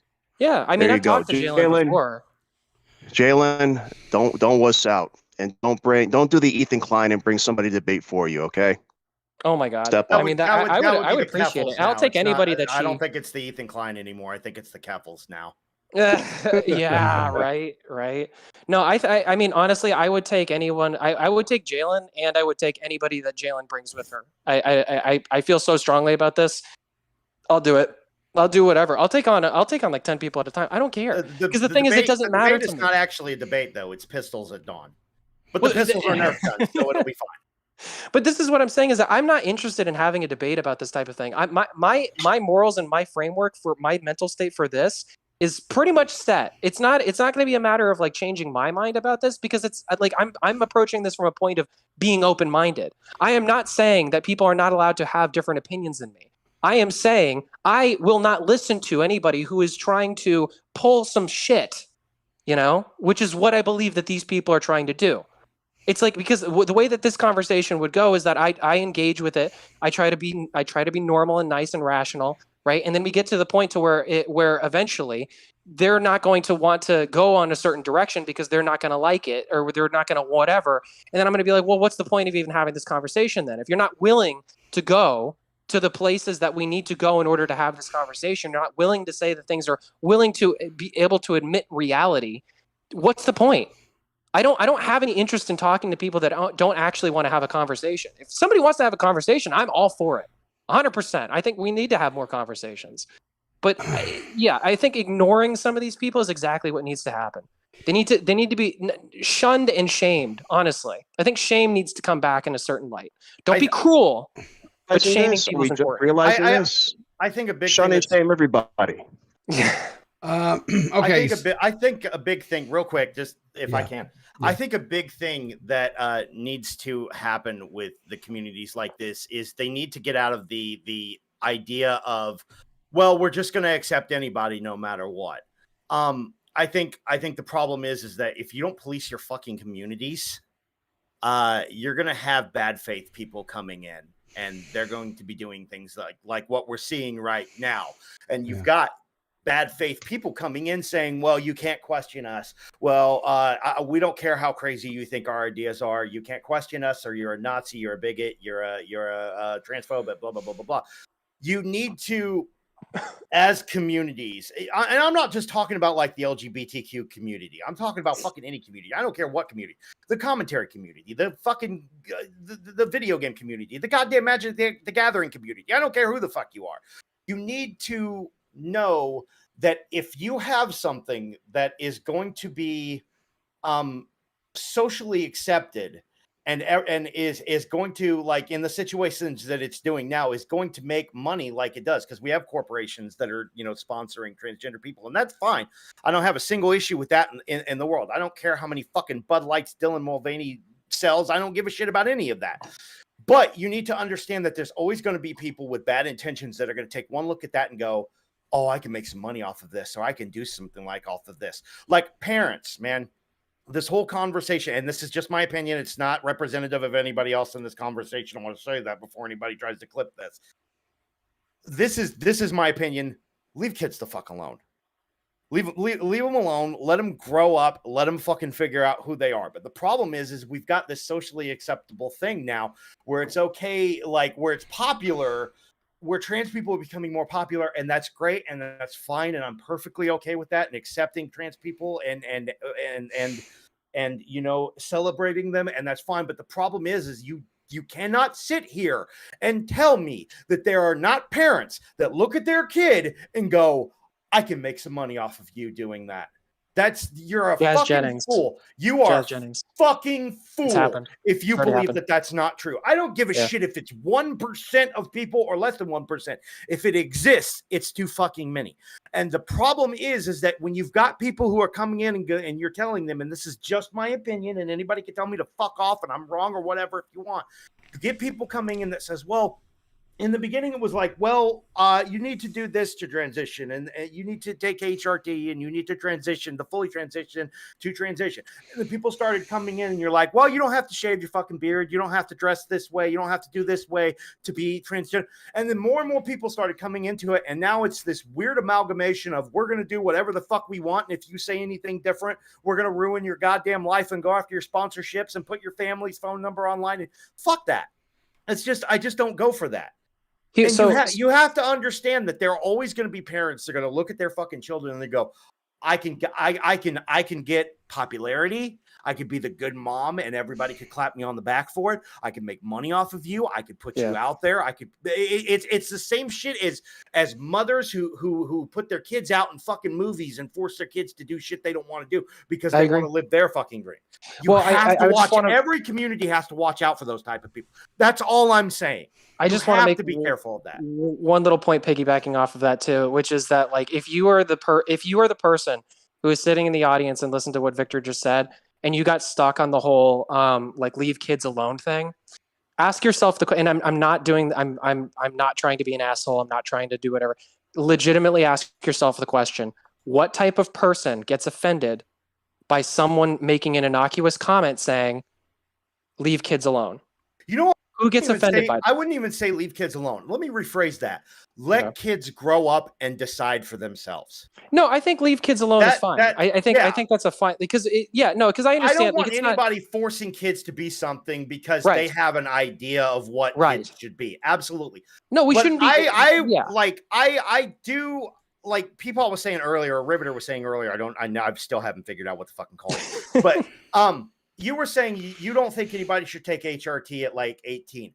I would say like, and I may catch some shit for this, but like 16 or 17, I think maybe you're at that age that you could probably start to decide for yourself after you've talked to professionals, obviously, and had conversations with like therapists and et cetera, that you need to have conversation with, gone through the actual steps. Not going on the black market to some fucking website like Kefal's fucking co-sponsored that does bathtub HRT. So like, I think as you're getting towards adulthood, and I wouldn't necessarily say I have as much of a problem for that, but 7, 8, 9, 10 years old, that shit only started recently. You cannot fucking tell me kids were doing that back then. That's bullshit. Anyone who says that is a fucking liar, in my opinion. I don't think that's a real thing. Okay, so what I said, just for clarification, was I'm personally against minors receiving any type of like HRT or puberty blockers or anything like that. Mm-hmm. But ultimately, I believe it is a decision that is to be made by the parents, the child, and a medical professional, the doctor. Yeah, right. All right. That's where the responsibility. With me on that. That's where the responsibility lies. I'm not the child's parent. Right. I knew there was more to that. Yeah. That's my fault for not. That's just, but again, I just want to make the point that the surgeries are sexual in nature. I don't understand why you would give anybody who's below. I don't understand from a governmental, like, sort of like, trying to make laws perspective, like why you would ever make any sort of legislation or anything surrounding minors in like trying to make their genitalia fit their sex, you know what I mean? Like that's why I have a problem with it, and that's why I think that it does make moral sense, and it makes more sense to make them wait until they're 18, because it's like what kind of precedent are you setting here where you go and I'm going to be super crass about this, I apologize everybody, but people need to hear this. All right, little 16-year-old girl or little 16-year-old boy, it's time to invert your penis into an open wound for the rest of your life so that some other guy can have sexual gratification. That's what you're saying when you're talking about these fucking surgeries and shit. Are we okay with a 16-year-old doing that? I'm not. Maybe there are parents out there who are, but I'm not. I don't know about 16, but once you turn the age of 18, a lot of it has to do with dysphoria, though. It's not always about sexuality. Like I do understand that some of it is sexuality, but a lot of it has to do with dysphoria. And you know what? If you're an adult man and you want to, and that is how you feel like you're going to be complete and whole, then as an adult, that should be your choice. I asked Jalen, do you believe that transgenderism is a mental illness? And she said yes. So the reason why I bring this up is because of this idea of dysmorphia, right? Body dysmorphia is a fairly well documented affliction. We don't know everything about it because we don't know a lot about the human brain really in the broader aspect of it. But what we do know is that, or at least what I understand, is that I grew up in the fucking 90s, all right, where everybody told you doesn't matter how you look, doesn't matter what you are, you're perfect the way you are, and you should learn to kind of accept that. You should, again, your lot in life. It is what it is, right? Mm-hmm. Like people who want to do this whole like anybody out there who's watched fucking Doctor Who, there was a character in Doctor Who. She was a human. She's known as, I think, the last human, and it's like in the far distant future. And they like hype her up, like, oh, she's the last human. She's beautiful. She's wonderful. And then they wheel her out on a cart, and she's literally just a stretched piece of skin with lips and eyes. I remember that. And it's like, and it's like, listen, that to me is the perfect example of what any sort of dysmorphia is that this person believed in order to be perfect, she had to be that. And what I'm telling you is that I don't care how the fuck she looked before she became that. All of that, every single step of that was beautiful the way that it was and did not need to change. Okay. This idea that you have to wear makeup, this idea that you have to wear certain clothes, you have to get this surgery or whatever it is bullshit. People are selling you a lie because they want to sell you a product, and you are being a consumer. Stop. Okay. You are lovely the way you are. You don't have to change. Okay, guys, just real quick. I'm going to remove a couple people out of here. So, like Murdoch. If you want to pop me out to make space, you can. Yeah. So, it's okay. You can I'll go ahead me. and jump off. All right. I just wanted to check out Victor. Victor Burns. I put his Thanks Twitch. for letting me rant. Yeah, no problem. I put his Twitch link in the chat earlier. So make sure you check out Victor. Victor, thanks for calling in. Have a great day, sir. JFA, as always, appreciate your support. And wait! You're not gonna show my content? What the hell? What JFA, content you have content? Oh, forget this. Oh. All right, Murdoch. His audio quality is terrible anyway, so it's fine. Thank you for being patient. And what are your thoughts, sir? Well, first off, good morning. Good morning. I'm actually awake this time, and I haven't been online in actually a couple weeks. Okay. So I know that feeling. Yeah, I know. I was about to say, me and D-Max got something going on right here. He's sick, and I have depression. You know. Oh, geez. Yeah. Don't worry. I have depression too. It's fine. Oh, yeah. That's. It's a lovely, lovely thing. Yeah. Oh, buddy, this was something I jumped in back when years ago we were talking about Tipster and stuff, and man, a can of worms had just opened up, hadn't it? Yeah. Tipster, like I say, I don't dislike Tipster or anything like that. I think that this hopping or trying to move from quote community to community, I think is problematic. And the thing of it is he says he wants to leave this community. However, he's still engaging. He's still poking at this community, right? And if he says he's not, well, he's lying. I mean, look at the baited video that he and Kev was trying to do that work, to try to get people in the commentary community to say, yeah, I told you. See, I told you she was going, that whole thing, right? No, so it's just he tends to back the wrong horse, and a lot of times he tends to back a lame horse. Yeah. Well, it's going to be interesting to see how this plays out, and this is why I'm even 1% curious about this, is because I think Tipster has not been a Johnny come lately for a community, and forgive me if I'm wrong, but like a little while, like Tipster you were talking about before, he went from the retro scene into like commentary kind of a thing. Yeah. But that, I mean, he's already like the thing is about commentary community is I feel like people can kind of slip in and slip out, like slip in easy. Okay, let's not say slip out, but let's say slip in fairly easy, because most of what is done on YouTube, or most of what content creation is anyway, is commentary. So it's pretty 100%. Easy to kind of get in. And we're pretty cool about like new people because we like lolcows, right? So it's like we want to cultivate new people, see what they're about, go through them, whatever, right? But the thing is that like I think that it's going to be interesting to see how this plays out, in the sense that he's going into a community that he thinks he knows a lot about, but probably doesn't. And these people don't know who Tipster is. So we'll see how his shtick works, around that crowd. Because again, what we have done, and what maybe Tipster doesn't understand, and why I think he's stupid, is because we've been sitting here and lobbing these things at him, saying like the retard thing, or like whatever, right? Yeah. this is our warning. This is not a threat. This is nothing. This is a warning to Tipster. Tipster, you have this in your past. We know about it. It's very easy for us to find it because we know where to look. These people do not know where to look yet.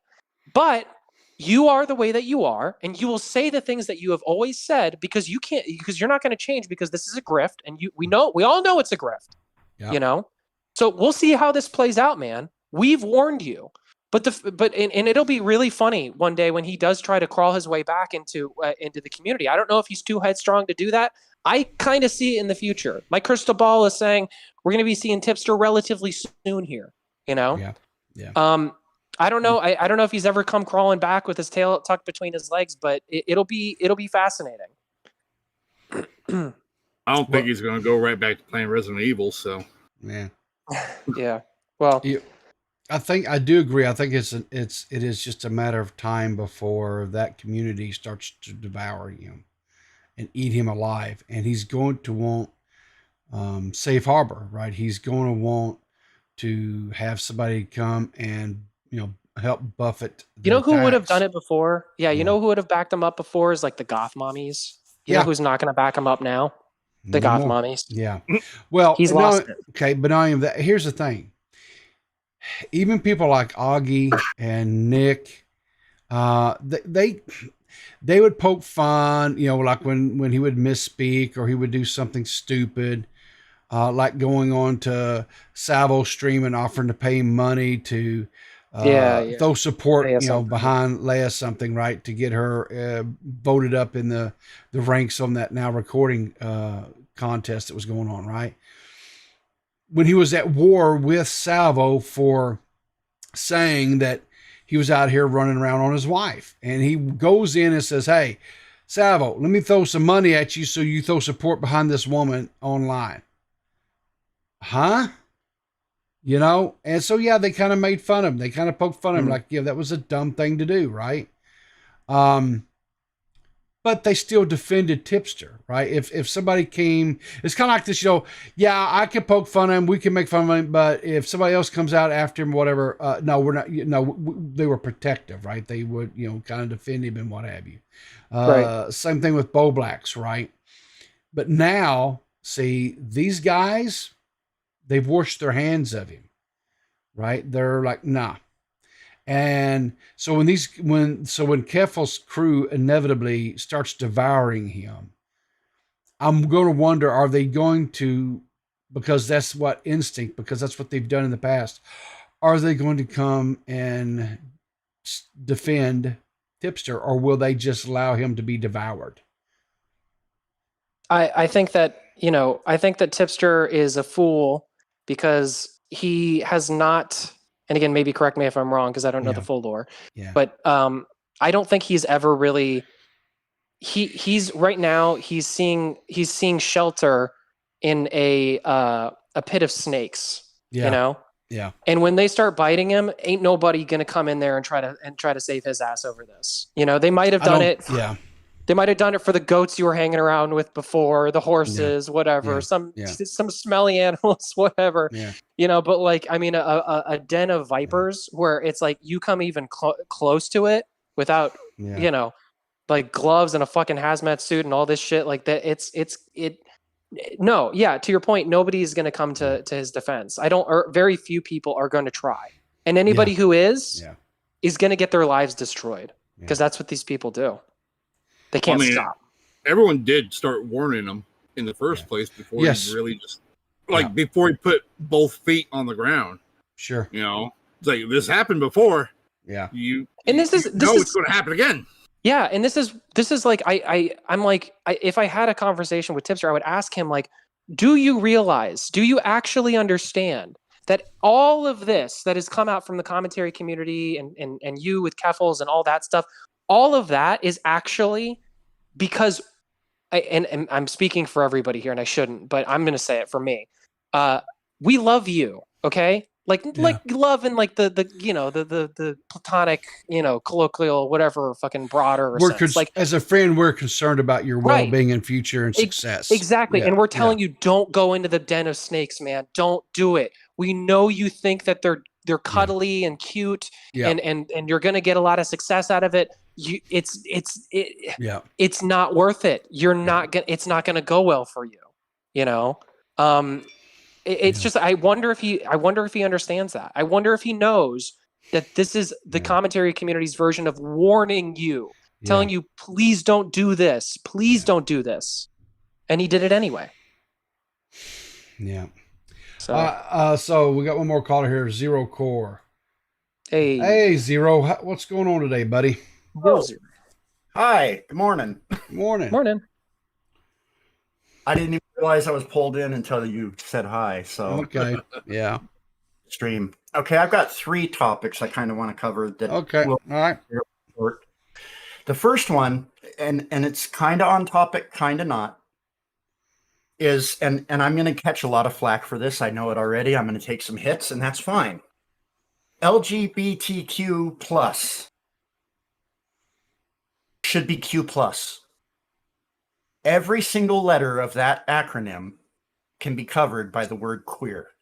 Every single one. Yes, definitionally, you are absolutely correct. Rolls off the tongue a hell of a lot easier and sounds a hell of a lot nicer, and it's a hell of a lot catchier.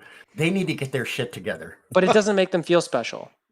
All right. Yeah, I know. I'm just saying. Yeah. Anyway, No, you're not wrong. Thing is regarding Tipster, and this is my honest to God opinion. I've after watching a lot of his videos and other similar people who do similar things, not in the commentary, but in other fields, I am convinced 100% that almost, not all, but almost every single thing he does, whether it's good or bad, is 100% about getting those views and those clicks. Every single time without fail. I agree. He is, as I'm telling you, he's smarter than you guys think. He's conniving, and he's all about them views and that money. I've seen other YouTube people that are the same way, and he acts exactly like they do. Well, it's all show. I know what you're saying there, as far as he knows how to I guess work the crowd, as it were, but I don't know if he knows how to read the room. And oh yeah, now see that I don't know about that. That's entirely different because he's jumped out of the frying pan into the fire, I think, in this scenario. But he thinks he's smart enough to be able to navigate the waters, right? Well, he's kind of in the same situation, right? Where you take, for example, somebody like, say, Edwin, right? Edwin built a online career persona about being this champion of women and women's rights and doing the right, protecting these women who had been in some way allegedly, done wrong in some way. And now he's in the middle of a scandal for some of the very things that these women that he had championed in the past, right? So the thing of it is so now Tipster has, he built this thing within the commentary community, being a little bit edgy, saying some things that were not exactly politically correct, things of that nature. And now he's wanting to jump over on this other thing. And it's like Max has brought up, these people are going to, because that's what they do. Just like we have people in our community that goes out when someone comes, and they start deep diving, they start looking, they dig, and they go through things that they've said, tweets that they've made, videos that they've done, things of that nature, right? And all of a sudden, next thing you know, boom, you're quote exposed, right? Right. And then and that part of the internet, and that what they have a real bad habit of just devouring themselves, right? If someone says something that, because it's an all or nothing with them, right? So if you have someone who says something that you can't say things like retard, okay, that gets you I say devoured. that. Yeah. Well, Keffel said that, and it got her canceled. And she tried to blame it off of her drug. Streams. Got her canceled and got her devoured in the sense that She then turned around and blamed it on the fact that all these right-wing extremists were after her and her drug addiction. That's why she said the R word. And I'm like, it's projection. I just love it. I loved it when she said that because it's projection. It's like because that's what she because she doesn't have a problem with the R word. She doesn't have a problem with that at all. No. She only goes after people because she doesn't like their ideology. No, and I don't either. But what I'm saying is like it's you know what's funny is what's just occurring to me. I don't know if this is off topic. I apologize, but what's occurring to me is that like the idea of like being called transphobic or being called homophobic or being called whatever, really, when you boil it down, when you strip away all of the noise for that, really what you're doing is you're just calling somebody a hypocrite. What you're saying is that you can't like you are saying these things, therefore it is impossible that you have love in your heart for people of whatever whatever race, gender, sex, whatever, that we're saying you're phobic to. It's interesting. And what I mean is the reason why I point that out is because, again, these people have no problem with being hypocrites themselves, which is why when we say that they are being hypocrites, it doesn't matter, and that's why I feel even rest assured more in my idea that like, just don't react. Don't care. Like when these people say that, just go, oh, you're calling me a hypocrite. I know I'm not a hypocrite. I know I'm not. I don't like, I've thought about my position. I'm not doing anything that's outside of my own ideals, my own morals, my own, whatever. So to tie this back to Tipster, I don't like, or to Keffels in this entire thing is that like of course they're being bad faith. Of course they're doing these types of things. It's just, that's within their nature. They apparently can't stop. And I don't know at what point it becomes malice from stupidity, but yeah, Tipster is not what I was trying to get at was not go ahead. So much that as the public side of it. Like what he does when he talks to people in DMs and shit, that's probably real. But what I was talking about is his Twitter, his YouTube, all that stuff is all staged. Like he's doing it on purpose. He's purposely pissing people off. Well, and again, this is why I'm perfect. This is why I'm perfectly fine with outright just saying that it's a grift, because it is. I've talked to, because again, I've talked to goth mommies here up and down, sideways, like a lot of them for like the Tipster video that we did from before and like whatever, right? And it's pretty obvious to people who are even within Tipster's most inner circle, they're positive. They just outright come and say, you don't even have to ask them. Just say, yeah, he's grifting right now. This is what he does. He grifts, Right. It's obvious to them. And it's not like Tipster ever came out, I'm sure, and was like, all right, goth mommies, we're going to start grifting now. No, it's of course not. No, because he just does it. It's just, that's what he does. And I think the fact that he's never really addressed that is pretty proof positive to it as well. It's like, come on, man. We all know what you're doing here. Real quick, I want to make my speak about the third topic real quick. It's a short one too, thankfully. This one's way off topic, and I just wanted to say that Riverter, regarding what I saw that took place between you and Diva, I really felt like she was, how should I put this? It was almost like she was having a temper tantrum in reaction to what you wrote. Yeah. Like she was having a 2-year-old temper tantrum and she just lost her shit. And I was just like, wow. Like I had a problem with Diva in the past that I won't get into. And I since started watching her stuff again. But then when I saw that, I was like, really? Well, hey, like Diva, said, you're a child. Come after me, bitch. What are you going to do? Jeez. Listen, guys. Everybody You're a child. You're an absolute child. You have no clear, cogent thought. You are not a logical person. You're a child. Everybody has to make everyone has to make decisions and live with the consequences. And I'll just leave it at that. True. So anyway, Zero, thank you, buddy, for your long support. Thanks for having me. And you have a great day, buddy. Okay. Yep. You too. All right. Murdoch, do you got anything you want to say? Well, actually, on his actual first point about the LGBTQ, and just kind of bringing it down to Q itself. Yeah, I mean, I don't mind the whole acronym myself, but I also just don't like to be referred to as just military. I see what you're saying. Just like, a lot of my friends, they despise the ideal of being called Latinx. It's like, you're grouping us up into a one term when there is diversity. Yeah. I mean, I understand both ways, but can I counter that a little bit just to say that, like, either you want to be a part of a group, or you want to be an individual. And I'm not sure that that people should make the distinction that they want to be a part of a more specific group, because then it gets confusing for people. You know what I mean? I can understand that. And I'm not saying you're wrong. Like, I actually hear what you're saying. I feel like that's actually a decent point. Because I get what you mean by that. Because it's also about, like, the reason why these terms came up was not because people wanted to feel special. That's a rhetorical point. It's because they wanted to better like label themselves in the sense that they wanted to be accurate. They you know what I mean?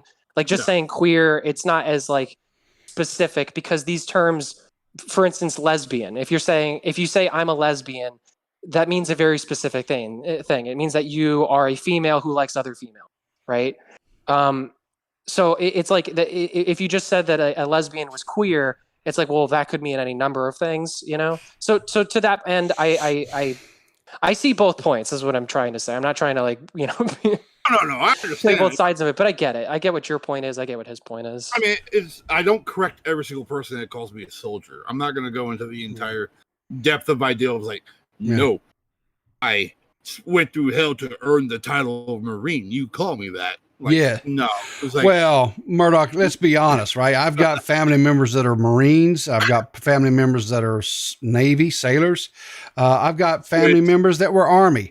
Marines are a whole different breed, and they have a whole different mentality. And one of the biggest mistakes I ever said was I referred to a family member one time, well, they were former Marine. Oh my God. You would have thought that I just declared World War III. It's never a former Marine. Nope. Okay. They're always a Marine. They're just not active. Yep.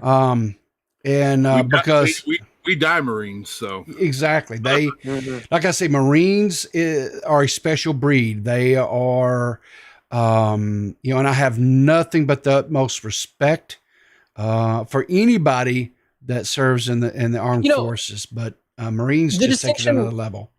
The distinction too is that, like, I think that the part of the difference between the LGBT crowd and military, right, of any form, any stripe, is that, like, military is an earned status, whereas LGBT is not. Like and maybe that's an aspect of that, and as to why I can kind of think both things at the same time, like his point and your point. Your point matters because it is a very different thing to be a Marine than any other branch of military. It means something different. It is a different type of thing. The only thing that I have to say about respect-wise, for honor, the LGBTQ plus is, why do they keep adding more and more letters and numbers and shit, right? I mean, it's getting, I'm sorry, it's getting a little crazy, right? I like astrology because it's limited. If we had astrology where you could just make up your own astrology signs, it wouldn't mean anything. Well, you know what? I have a friend, a coworker who is gay, right? And so when we talk about these topics and subjects as they come up sometimes or whatever, and I'm sorry, when a gay person and I are go out there and do research and look up what letter or acronym that they've added to the list, there's something wrong. Okay. We're just adding things now just for the sake of adding things. Again, if you want to be an individual, just be yourself, Yeah. Like why do you got to be, I'm a like, not to dunk on people that use this, but like, I'm a Z-zer or something like that. It's like, dude, like, or you're just whatever your pronoun is. Like, why are we so, like, again, I've been making this point for a long time, but why are we so hung up on pronouns and not proper nouns? Exactly. Proper nouns, so much more important than pronouns. That's pronouns back in can the be mistaken. 90s. If somebody fucks up your proper noun, they're doing it on purpose to disrespect you, and that's a problem. That's wrong. So everybody, welcome Captain Poofers to the conversation. Hey! I was about to say, back in the 90s, we had a term for them. We called them wannabes. Yeah. Straight up, that's what they were. Yeah. I They were mean, Jays, you know, they wanted to be famous. They wanted to be this. They wanted to be that. They wanted to be special. It's like, no, they're not. You know, you're going to be the average Joe working at, like, you know, a McDonald's or, like, you know, a Dunkin' Donuts for the rest of your life. You know, that's It's pretty earned. much what it. Yeah. Again, it really is. It really is. Anyway, I wanted to. I'm sorry, I didn't mean to change the topic. No. Go I ahead. wanted to get back on topic of Tipster. Okay. Because the thing that I want to say about him, this guy has stabbed people in the back before. He's gone after Tommy C. Yep. I don't know if you guys remember that. Mm-hmm. He stabbed him in the back when Tommy C was nothing but nice to him, nothing but kind to him, right?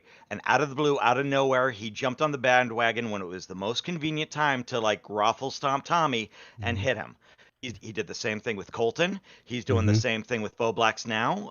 I'm sorry, but F this guy. I you know, some of you guys here are like, well, you know, I really don't hope, you know, I hope that he doesn't get hurt too hard or mangle too. No, F him. I hope he gets burned and raffle stomped like he's been treating everyone here. No, I agree. It's very much clear to me. You get what you that ask this for. guy, You know. Yeah. No, it's very much clear to me that he only cares about himself at this point. And I'm sorry. I have no quarter for this guy. You're totally right. I forgot that he did that. Yeah, with Tommy. I mean, that makes the example or the through line between him and Illuminati perfect. It's literally a 1-for-1 comparison. It's exactly that. Yeah. You know, back in the day, we used to call people that, you know, they were social climbers, right? They would step over or step on people to try to climb up the quote social scale to be accepted within higher society or whatever, right? And essentially it's the same thing online. It's just that they step on people to try to, you know, get into to different communities, get more followers, more engagement, more interaction with their social media profiles, video platforms, whatever, that type of thing. And that's all it is. So anyway. Yeah, I think he just wants to stay on top and stay relevant, and he doesn't care who he hurts to get there, and that's bullshit. I'm sorry, that's bullshit. So anyway, that's all I wanted to say. You know, I just wanted to pop in here and pop out. You know me. All right. Well, thanks, Captain. You have a great day, buddy, and thanks for calling in. Make sure to check out Captain Poofers. You can find him everywhere. Captain, tell them where they can find you, man. Well, you can find me on Twitter, C Poofers, or you can find me on YouTube, Captain Poofers. There you go. All right. Thanks again, buddy, for calling in. Thanks, Poofers. Yeah, no problem. Yeah. And one last caller, and then I'm gonna call it a day. Nuke Winter, what's up, bud? Ooh. I don't think we've ever talked. So yeah, I don't think I've ever talked to Nuki either. Oh yeah, you haven't heard. Oh yeah, you heard my voice, but you haven't really talked to me. Yeah. No, not yet. I mean, just in passing, you know, in chats and stuff like that. But how's it going, dude? It's going good. It's going good. How are you? How's the move? Oh man, it's almost over. I've still got some stuff in boxes and stuff. Today, it's so funny because I meant to make my studio my office the first thing that I do, but the way that everything ended up, it's the last thing. So I'm gonna have my new my good mic and everything set up, hopefully by the end of today, and then that will mark the last little bit of like moving in. So it's going well. Thanks for asking. Yeah, I imagine the studio is harder to do than your actual room because you already know where your room is. You already know where everything's going to be. The reason why I had to wait is because I couldn't hear. Like I'll get into this at some point. I'll talk about it maybe on that recording or something. But like my illness, Riv made fun of me. He called it my fallopian tubes, or his wife did, or whatever. Happy anniversary, by the way, you assholes. No, but there's these things in your ears called eustachian tubes. I'm learning all this. Like I'm not a medical doctor or anything, but because of this, I had to learn. Eustachian tubes that are inside of your inner ear. And when you get sick, sometimes, you know, your sinuses swell up and that's connected to your ears and everything. So my ears got completely swollen up. I couldn't hear for like a week pretty much. So I couldn't like, I wasn't able to kind of like do the soundproofing in the room or like. And we just lost Max. But no, what happened? Yeah, the eustachian tubes, they help funnel fluid and stuff off of the inner ear. I know a little bit about this stuff because I had family members that had issues with this or whatever. But yeah, there for the longest time, his inner ear and stuff was so swollen he couldn't get like the drops that the doctor gave him to put in there to kind of help alleviate the swelling and stuff. The dude, I felt so bad. I was making fun of him. Yes.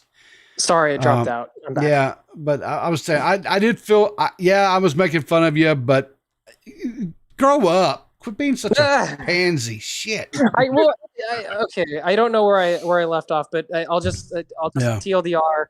I couldn't hear. Now I can hear. So now I can set up my studio so that I can actually listen to the audio equipment and stuff like that. So thank you for asking. Move is almost over and it's going well. So I know that he sent me a voice message or whatever, whatever. And I'll be honest with you guys, he sounded horrific. I felt so bad for the dude. I was like, man, do I need to have like some chicken soup sent to you or something? I mean, I was slamming chicken soup. I had fucking chicken soup going intravenously. And listen, I was throwing the kitchen sink at this shit because it was, I'll just say it. I had COVID. Like it was like, I've never had COVID and this was my first thing of COVID. And it was rough. I mean, I got to tell you, it was not a good time. Like, like I said, I'll get into the full story at some point, but there's pretty much a new strand of COVID that's at least over here. That's been an outbreak in the hospital. And I'm pretty sure I caught this from my dad who works at the hospital. It's a whole string of symptoms that are not fun. Can I ask you a favor? Me? Sure. Yeah. Of course. Anything. Can you keep that that COVID strain of Florida over there in Florida? We don't need it over here. Florida people. I hope so, but everybody likes to come down. It's summertime, so people are coming down for Disney and stuff. Bro. Yeah. I have flu in the summer. It's not fun. It's not fun at all. Your arms feel like lead. Everything feels heavy. You just want to sleep. No, listen. Okay, how about this? PSA, everybody. Blah blah blah blah. So PSA. Wash your fucking hands. Like I'm telling you, wash your hands because like normally just wash your hands, but also this strand of COVID. If you have pink eye and you get sick, it's this strand of COVID, and it is not fun. Yeah. Do not, if you touch a doorknob, whatever, use hand sanitizer, use whatever you got to do. Don't get pink eye anytime soon because it will come with the worst fucking cold you've ever had. Yeah. Okay. So any closing thoughts before I wrap up today? I got some closing thoughts. As a black man, Ethan, I hope he invites more black people so he can demean them like he did Gideon.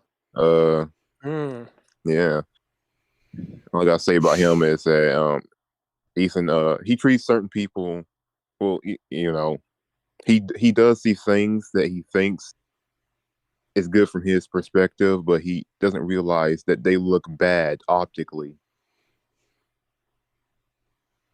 You know what I mean? Yeah. Yeah, I think he's another grifter. Yeah. And again, like not a very smart one at that. And I think that every once in a while he gets fed up or too big for his britches, and then he thinks that he can step back out on that limb and be that edgy person again. And it's always the wind always blows the spit right back in his face, and it's wondrous to watch. It's great to watch. This man's downfall has been a privilege. I don't think it's spit. I think he steps out on that limb to take a piss on somebody's head, and it blows back on him. So let's just call it what it is. Yeah. I agree. In the wind. That's right. No, he is. He really is. That's his entire career. Yeah. Ethan Klein's entire career could be summed up in that way. Just pissing into the wind. Pissing into the wind. Yeah. Yeah, Mr. Poopy Butthole over here. Yeah. Vape Nation. Such a funny bit. I know. All I gotta say about Cat Falls is that people like her, it takes a long time for people like her to change. So no, I'm not expecting much from her. Yeah. I don't think anyone does, really. Yeah. Again, I And mean, Pip, yeah, you play stupid games, you win stupid prizes. If you lob this stuff at people, it has a way. You know, I'm not going to be sitting here and being like karma's a bitch, but like what you put out into the universe is what you're going to get back tenfold. It comes yeah, for us all. Sure does. yeah. It'll take years for a change. It's not. Trust me, we're going to wait a long time. Yeah. No. Yeah, I agree. It'll be a long haul, but I think it's like I said. I think a lot of this stuff is going away. I think a lot of this stuff. People are losing power. They're not able to pull the things that they used to be able to pull. You know, people are wise to it. They're getting wiser to it. And I think, like, by and large, take the W, commentary community at large. Take the W. We're winning. Yeah. You know, may not look like it, but we are. And if we lose Tipster along the way, that's his fault, not ours. Yep.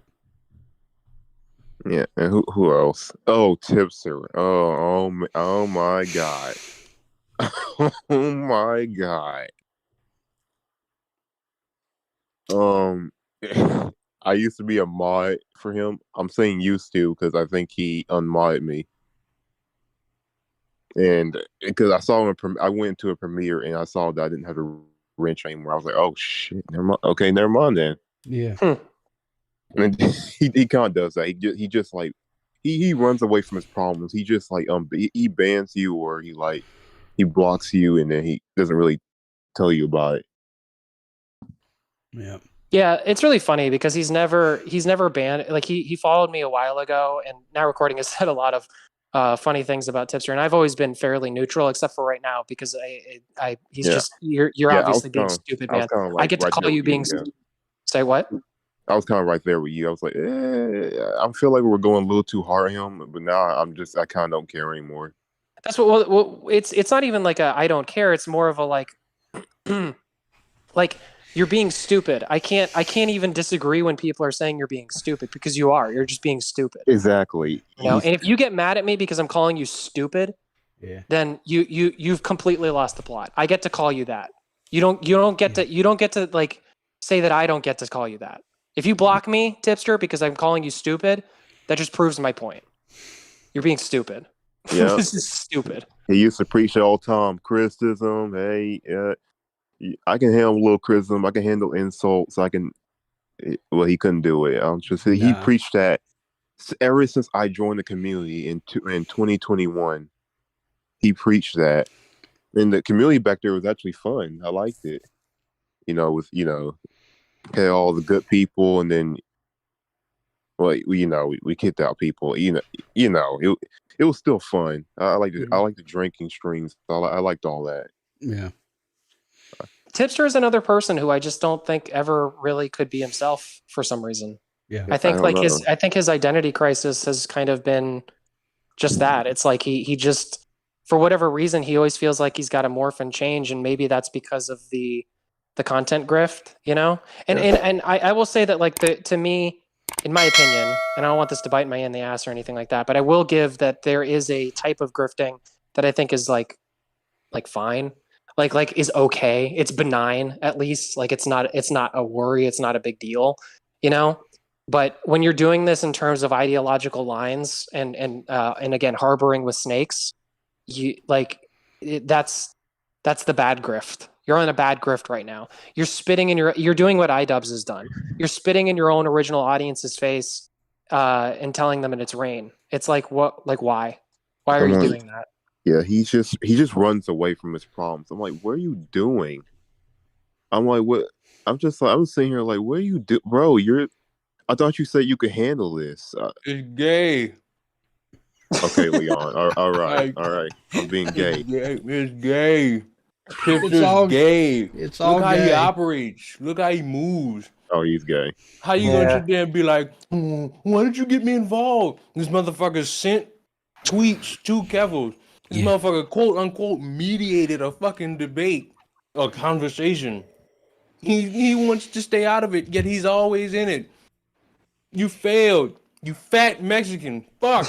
Nobody bought your gimmick of not being friends with Keffels. Everybody laughed at you. You faked having some mental problem, and that's what cost you any fucking close friends you had around this little gay-ass commentary community. And side note, I'm tired of you motherfuckers with this commentary community shit when you mean only like 4 people. It's rhetorical. Just say you stop talking to Augie and Bowblax and Nick. Because that's what the fuck he meant. I'm tired of this gay ass shit.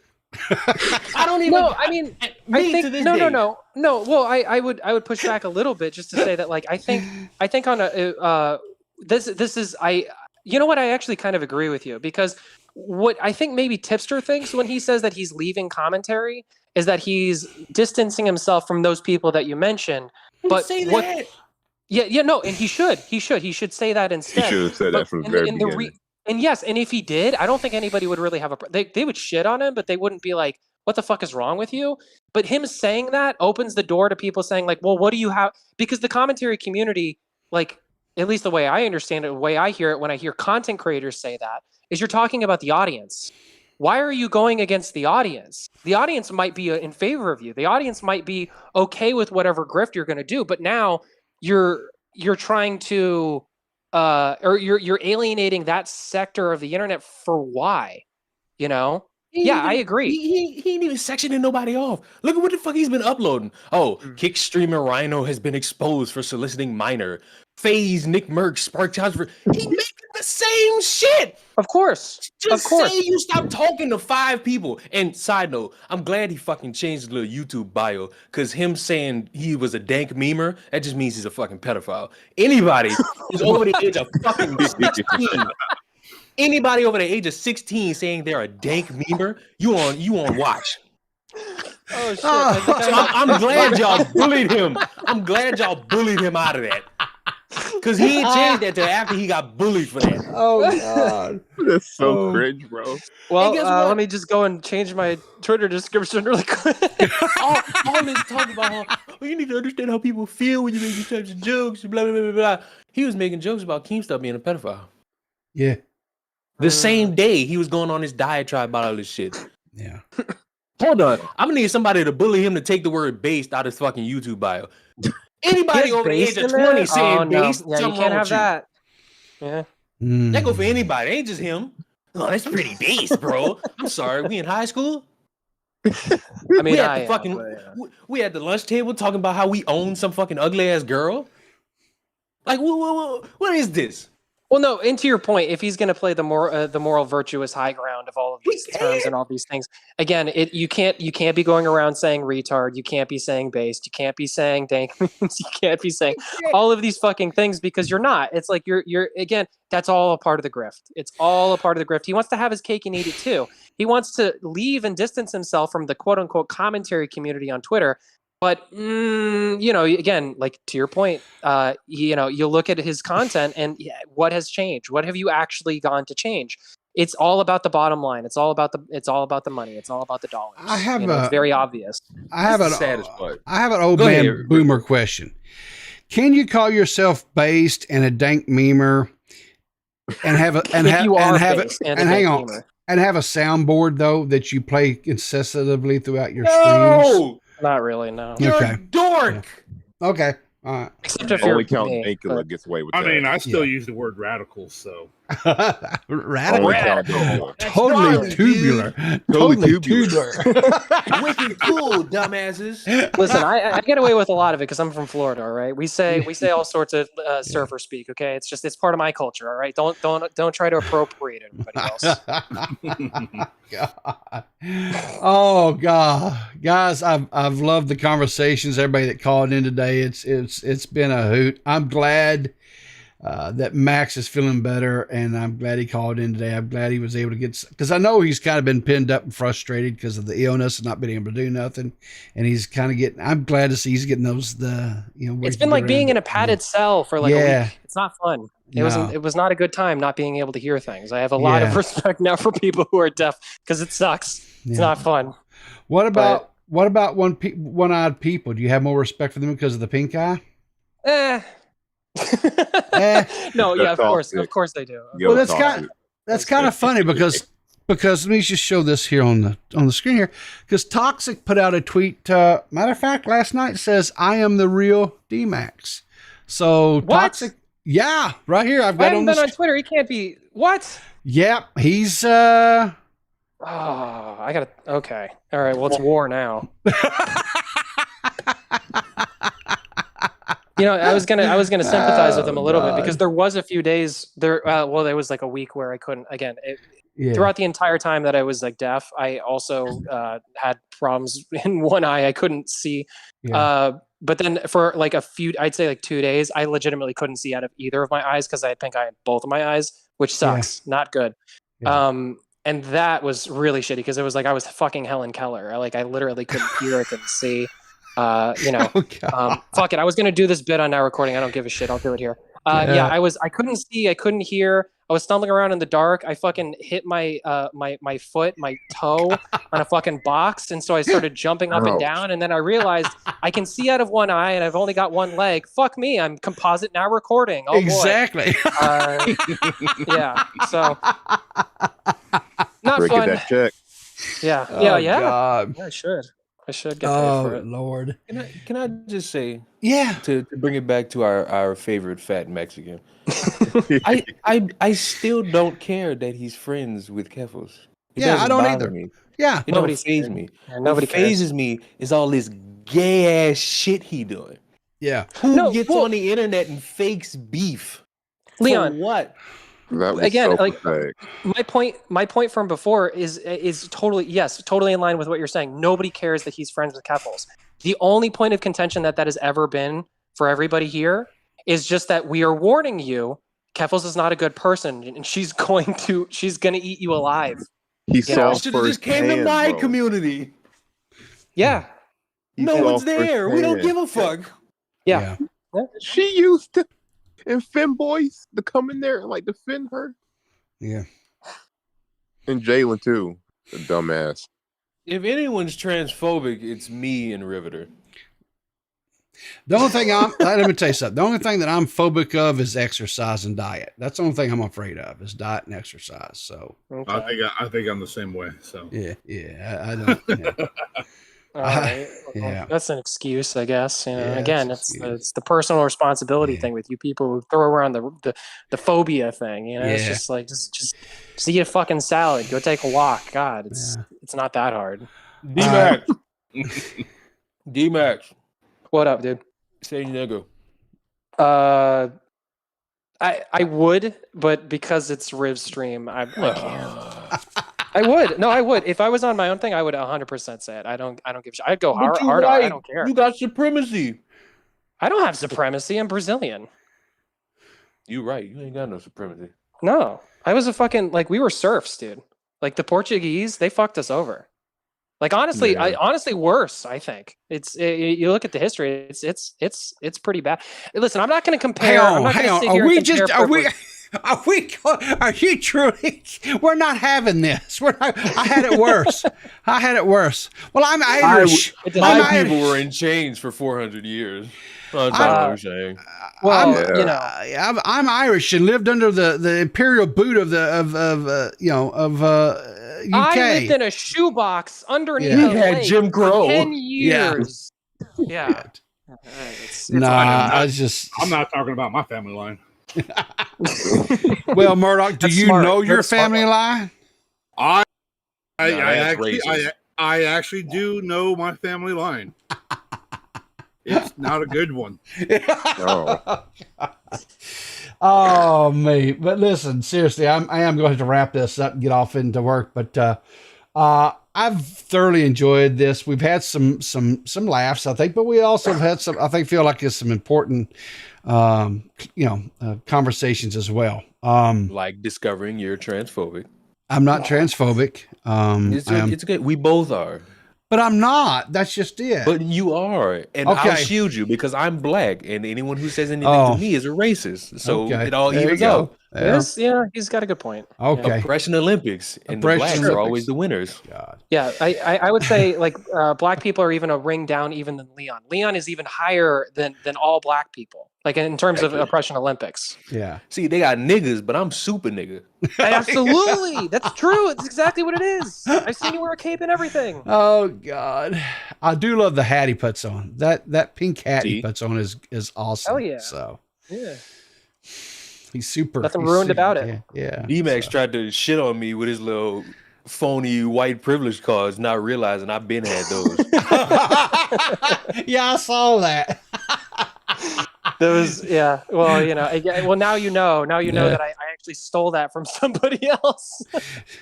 D-Max got out. D-Maxed, and I appreciated that. So Anyway, let him win. Let him win. Yeah.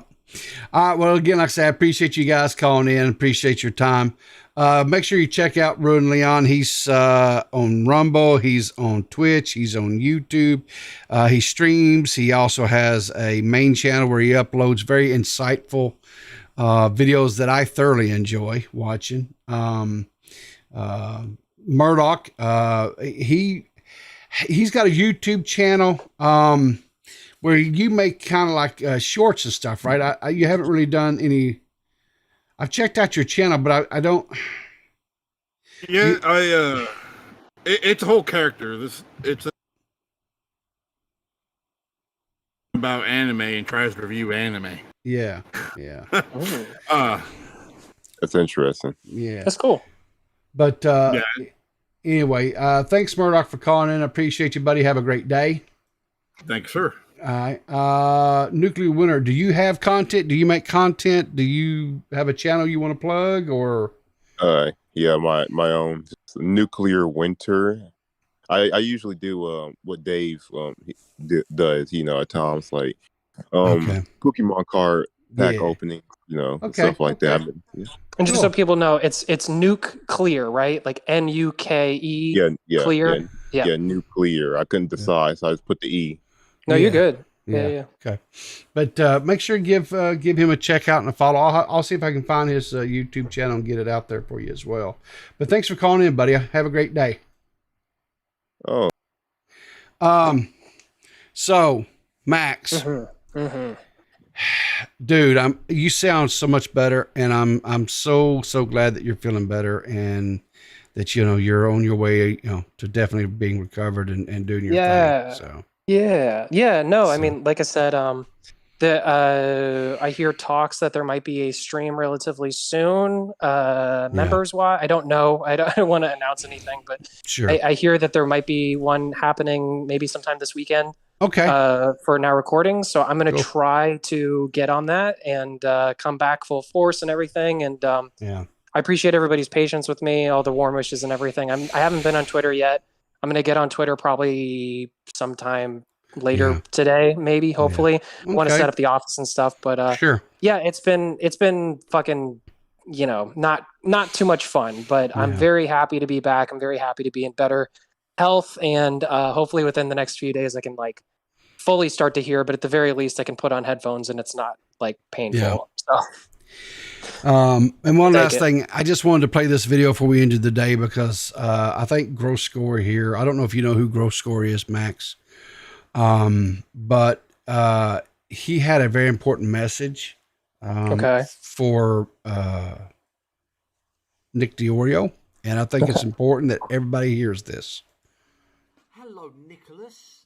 Nicholas, what's going on, bruv? Gross Score here. What's up? What's happening, bruv? Do you know who I am, by the way, Nicholas? Gross Score, mate. And you know what? I've been YouTubing, son, since you've been in fucking nappies. I was YouTubing when I was 13. I'm now 31. That makes it 18 years. Fucking hell. Look at me. And you know what? I'm still fucking going. Yeah, I take breaks, but I'm still fucking going. Get up off your lazy fucking ass. And can you fucking hurry the fuck up and make some new YouTube commentary videos, bruv? You lazy fucker. It's been almost 2 years. Don't you give a shit? What the fuck is going on with you, mate? It takes legit like an hour to put together a video, record it, upload it, bruv, and edit it. What are you doing? Just put anything on there. So it's time to fucking stop pissing about, stop jerking off to pornography, stop fucking drinking alcohol, and get fucking grinding, for fuck's sake. Come on, Nicholas DiOrio, hurry the fuck up and make some YouTube commentary, for fuck's sake. It's been 2 fucking whole years. Not a day, not a week, not a month, not half a month, not a year, 2 fucking years, bruv. What are you doing? So can you stop whatever you're doing right fucking now? And can you bloody open up your Sony Vegas? And can you fucking whack on your Yeti and record a fucking commentary? I'm not fucking joking, bruv. Make the fucking videos, mate. Stop being a lazy bum. Yeah. You know, I feel personally attacked from that. Do you? A little bit. Why? Because, you know, Nick and I have a few things in common. Yeah. Not our weight.